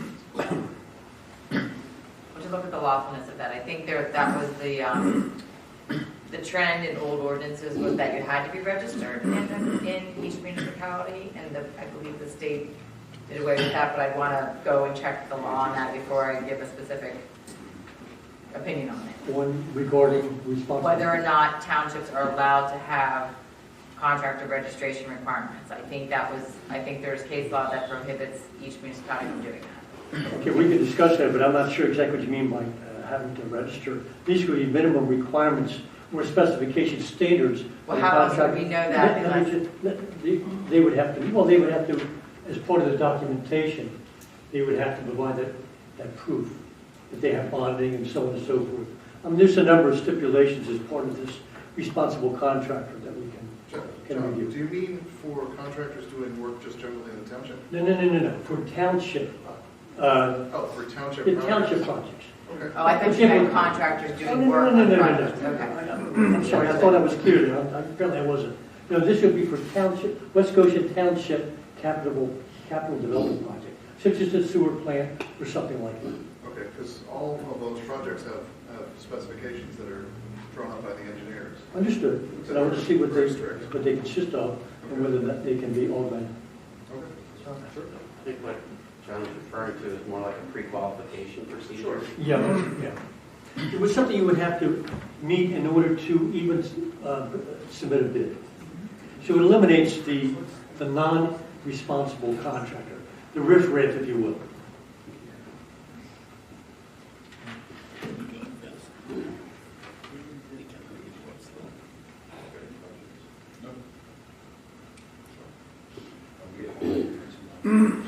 So there's quite a lot of work there. I fully support the traffic work that we want to do, how that gets structured and moves forward. We can certainly start by using the work with the Westchester University overlay and the whole neighborhood community that we're going to get as a kind of basis for understanding what we can and can't do when it comes to improving traffic, engineering, police support, etc. And then if that's successful and we have some good outcomes from it, we can extend it to other neighborhoods. So I think it's about starting the journey and trying something, see what solutions are possible and not possible, and then sharing that, hopefully, success with other parts of the township. So definitely support that. And, my work on the advisory group for renewable energy would fit under whatever work we come up with in terms of a sustainability advisory committee. So again, definitely have an interest in that.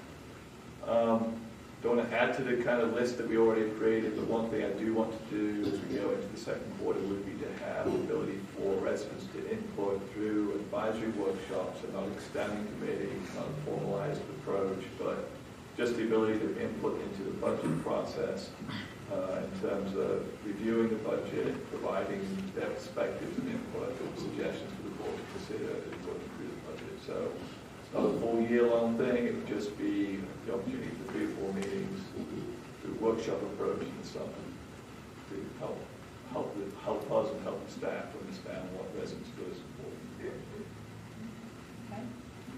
The one other suggestion, because we always like to focus on the near term, is we have a February, and we got the day 5th meeting, is it? February 5th. I really think, given the meeting we had today at the university, the fact that the neighborhood is engaged and ready to keep that conversation going, we should really make that session focus on the overlay, the ordinance, and the potential how we work with traffic issues as a group. But that's the first meeting. So we won't have the overlay discussion finalized yet. We're talking about a period of maybe 4 to 6, 7 weeks. That was for them to say when are we going to get back. Well, we still need to get back. So we've got the information we need. We've got the redrawn plan for the planning. And I had one more challenge around how big that overlay needs to be into the industrial zone. Because it was too big in my opinion. It gave them too much leeway to take away income-producing tax properties. We should shrink it down. We can talk about that in February in a meeting, in my opinion. Finalize it there with the staff and the board, and also get resolved these questions that we have related to the ordinance and the actual issues that the residents have related to traffic. So we can pull that in as well. So has Bernadette done anything with the shrinkage of what's going on? That piece has been done? On the residential side, now on the Yeah, they removed the overlays, but have they looked at the Carter Drive? They're waiting for our your Okay, so what does that mean? The input, don't we need means information to we have need to input look at given? it and say, I think it's too big, it should be this big. I can do it by February 5th, that's easy. It's a map with an overlay already on it that looks too big to me. And I would And say is that it's essentially the only issue that we have to the only address? issue I have. Other than the comments we received back from residents on the ordinance about building height and setback from residential zoning as regards to where the overlay would start. Does it make sense to bring the ordinance to that work session and sort of go through it? Because now with the boundaries being changed and making sure that all the board members fully understand what it does and what it doesn't do? Yeah. Does that make sense? Well, I was not at this meeting. I wasn't even aware that this meeting was happening today, but I understand that the Roslyn community has also hired an engineer who gave them some additional input they would like to add to the ordinance. So that's something else that may need to be looked at. They've already shared that with the board. Yeah, that was given to us probably 4 or 5 months ago. Yeah, but I believe they gave some other information more recently. No? I believe it was just reformatted and sent to you, but it was. Okay, was this anything different than the planning commission, the letter you gave to the planning commission last October? Only in that it talked directly about what Mr. Walsh said about setbacks, green space, and. Okay. My question is then, you did give that input to where we're at? In November. Okay, November. so that's It's been incorporated? looked at. That I don't know. You would know that. I don't know It's that. fed back to us and we've not taken any action on it. Well, that's the reason why I was asking about Bernadette, because I think did you end up sharing some other information with him directly? No. So- All he did was the plans. The ordinance was, Okay. that From an ordinance standpoint, okay. nothing's been changed to the ordinance. Okay, are you going to look at the recommendations from their? They do have it. They've already They have received it. it, right, yeah. Mr. Babbitt? And you've already told me that you could address some of that, or you know the information. I have not looked at it. Yeah, the board hadn't instructed us to update the ordinance, so we can start doing that. Yeah, please do. But again, I think I really would want board, I'd want to talk about it. Yeah, and have board input, because just just so you understand, the 2-year process of sort of a task force meeting with the borough and the university side by side. So it really was an ordinance that both, they're pretty much identical. In terms of the setbacks and things like that, the districts are different because obviously they were one district, you guys were 3, but I want to look at what was presented and see how that impacts and see if you guys agree to make those edits. And then we always have to go back and have the conversation, dialogue with the borough and the university. Because it really was sort of a joint project among all three entities. So when will we have that conversation? And where? On the 5th. That's the question if you want to do it on the 5th. Okay. I do have one thing. The historical commission hasn't passed the historical ordinance, and they've now been working on it for 2 years. It would be nice if we could finish it. And that probably would also need another work session meeting to discuss about what is in there and what people's concerns were when they came, and what the board, whether it wants to keep it as is or wants to scale it back and focus on just demolition. But those are policy discussions and decisions that you as a board have to make. Well, could we ask if the audience members would like to comment on what we just talked about? Any public comment? Yes? I have several comments. This is my first time at this meeting, but I did notice when Scout spoke about the minutes. Could you go to the podium? Sure. Can't hear you. This is my first meeting here, but Jim Farina, 12 before State. I noticed the minutes, and from my background, I do have 30 years of finance background. And minutes are extremely important because if something happens, they go right to the minutes. Was it discussed? If it's a cursory comment, it's not the whole board. Number two, person with the CPA firm that we deal with. My experience is every 4 or 5 years you need to reevaluate. The accountants become very complacent, and it keeps them on their toes. You get maybe a discount in the price. So one of the major reasons I came is because of traffic.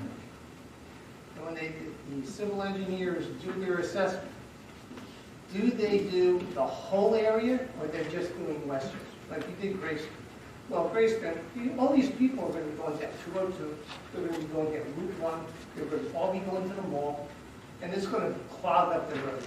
And currently, I think the roads are pretty much stressed as it is currently. With all these new communities coming from the Exeter Mall, Main Street, Waterloo, all these areas, it's going to be a nightmare. I drive down Pottstown Pike, and I'm going to the Exeter Mall or wherever. The on-ramp from Pottstown Pike on the Route 100, you can't even get onto that.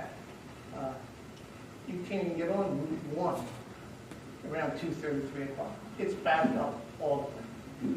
And going into Westchester on Pottstown Pike, the light at Wawa, the light near Pierce Middle School or whatever that school is, yeah, it's all backed up. So my comment is, when someone does an evaluation or assessment of a new community, are they doing the whole community? I mean, the whole community. So, in the meantime, I sit there. Did someone else have their hand up? Yes, please. I'm on for next step, so I want to know if I need to send Kristen any of that vapid information that you all have. I think I have it. I just wasn't instructed to do anything with it yet. Tim actually made comments briefly on it as well. Okay. So we have had a little bit of back and forth on it. We just didn't have instruction from the board on exactly how to proceed at that point.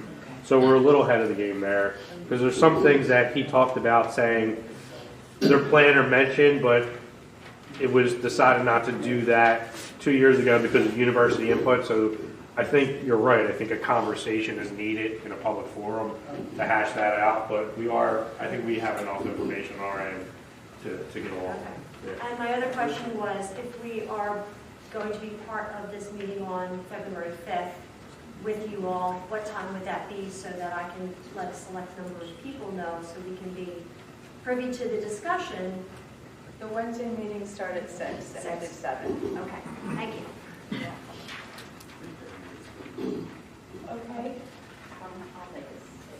Oh, sure. Right, come on up.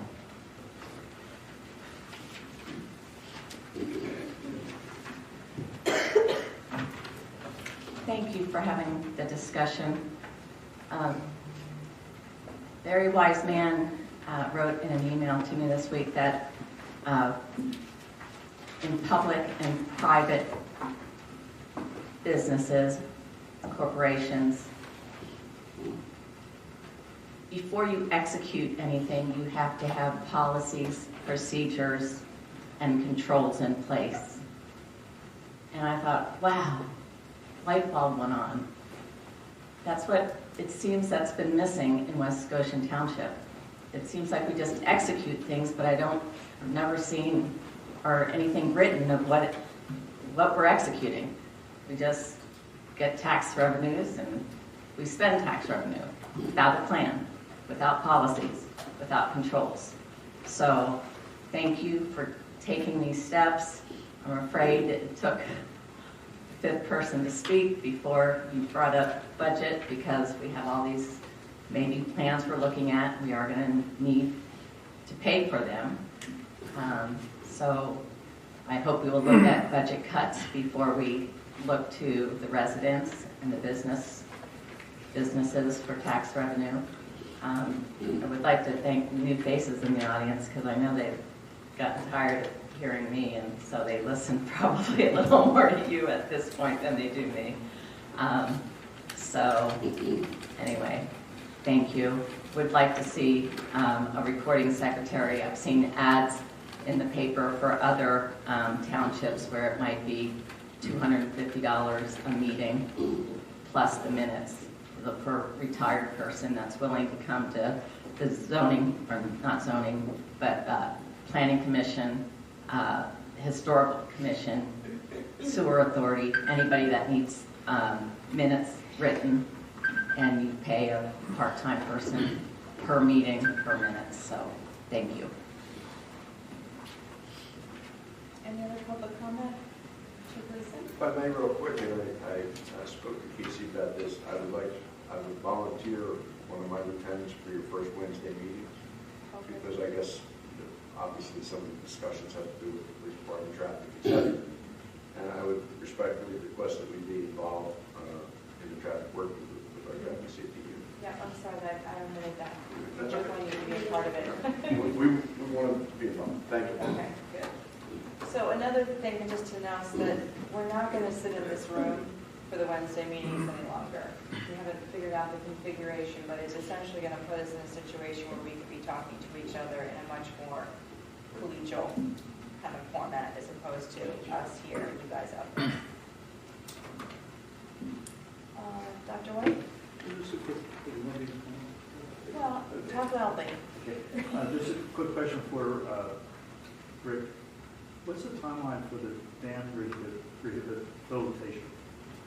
It was supposed to have started by now, but it has not because they're waiting for approval from DEP on cold weather concreting methodology. So until DEP approves that, they can't start. And by the time they get it approved, it'll probably be warm weather. Yeah, it's we're going to be back to warm weather anyway by the time DEP acts. Okay, any other public comment? This is just for this issue. We'll still have public comment afterwards. Yeah. Any other public? Okay. Well, no, we have still public have comment. official public comment. Yeah. Okay, so public comment is now open.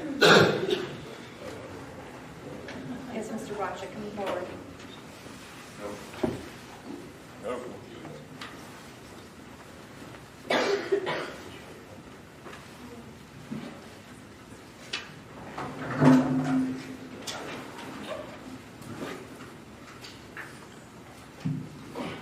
Whenever a plowable snowfall occurs in West Goshen Township, the township will dispatch snowplow trucks to eliminate the dangerous situation. When trucks are driven at speeds that cause clumps of ice and snow to be thrown back onto walkways, they are creating a dangerous situation. It is the duty and responsibility of the township to eliminate this dangerous situation. The township has snow blowers, and they should be utilized to eliminate the hazard created by the drivers. Mr. Lalonde and Mr. Woodward have been aware of my complaints about this situation for over a decade and have failed to correct it by having the drivers slow down, which would eliminate creating this hazard. They have also failed to utter one word at these meetings to refute my claims. This board's passed Resolution 11, 2019, a cowardly policy so they don't have to answer questions. Mr. Lalonde and Mr. Woodward are township officials not covered by this resolution, so why haven't you responded to my complaints? These officials need to be reminded that my taxes help pay their salaries and they work for me and other residents of this township. So why have you gentlemen allowed township policy to be violated and a practice that endangers the public welfare go on for over a decade? Also, I have sent photos and videos to Madam Chair that clearly show that the township policy of clearing the roadways curb to curb to open the drains has repeatedly been violated. This board and the previous board have been aware of this violation of township policy and a practice that endangers the public welfare for years, and no township officials have been held accountable.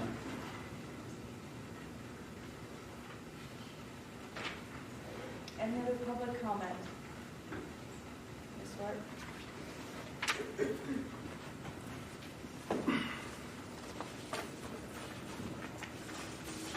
Thank you. I want to go back to the minutes as well.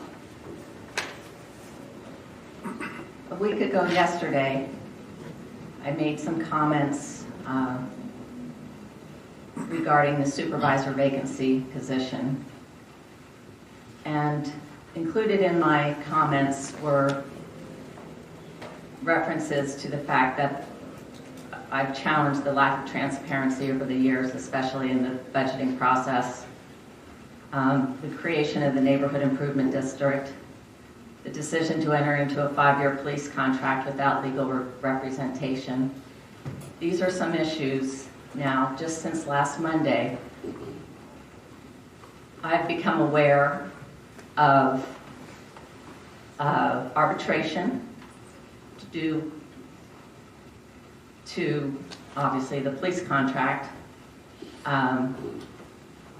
that between staff and the police officers was entered into without a labor lawyer. That's malfeasance. We were represented by a labor attorney, Ms. Swart, in the entire arbitration case. I don't know where you got your information, but you were incorrect. I think maybe you're misunderstanding what it was.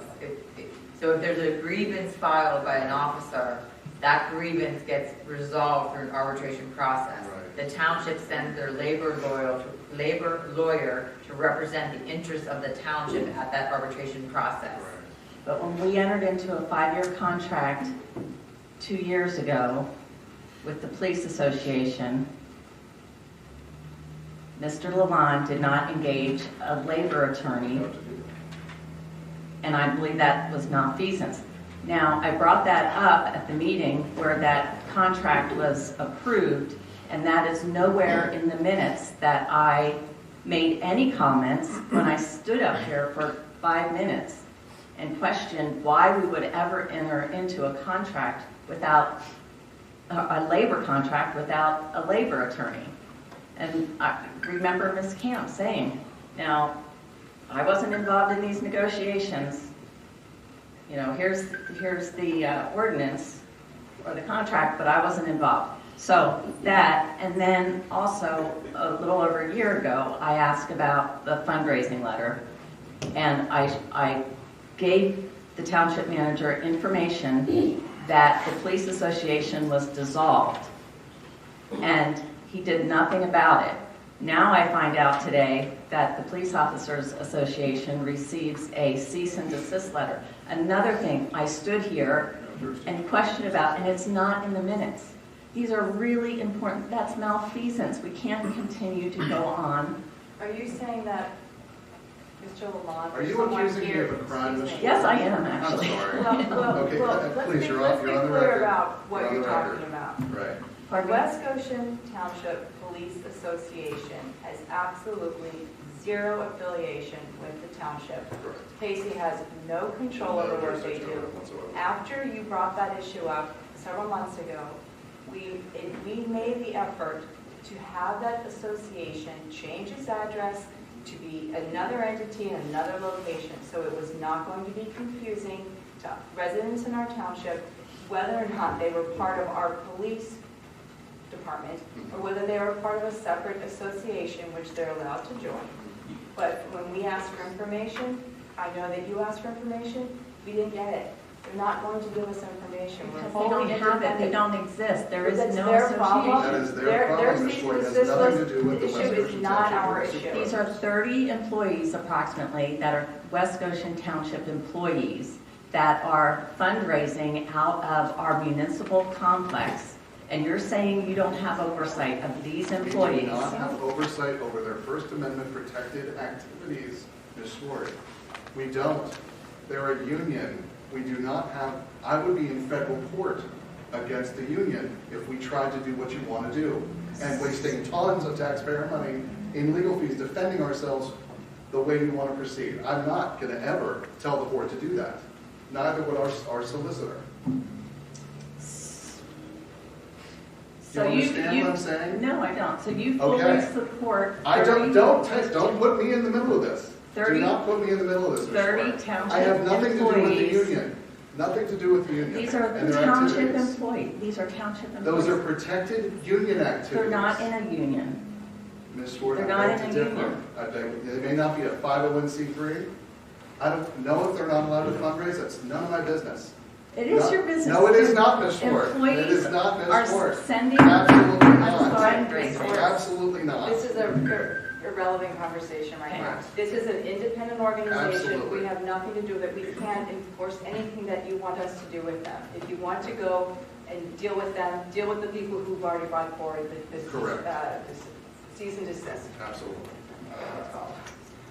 Okay. Why wasn't it in the minutes when I brought it to the board's attention and Mr. Long's When attention? was this? I'll, In 2019 or 2018? I'll post it on West Goshen There Facebook you go. page. And that's your avenue to do that, Ms. Swart. Okay, thank you.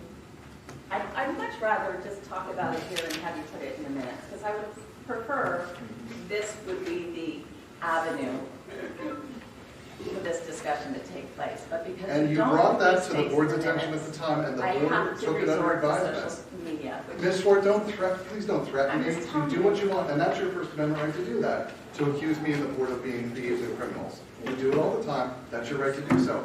I am not going to infringe on the union activities of our employees. The Justice Department will be here in about 10 minutes. I do not want to get involved in that. Lovely public service servant right there. Ms. Swart, please, please, thank you. Thank you for your comments today. Anybody want to make, I'm done, I'm sorry. Well, it's an inappropriate comment for you to make at the end. We've told you over and over again, we're not lying to you, okay? We have nothing to You're do lying with to the police. everybody because you're not putting out official records of the township by including this Yeah, information. I know, but I just want to be clear about this. If you have an issue with the West Goshen Township Police Association, you need to take that up independently of the township. We do not get involved with the union issues. Excuse me? It's your township, it's your money.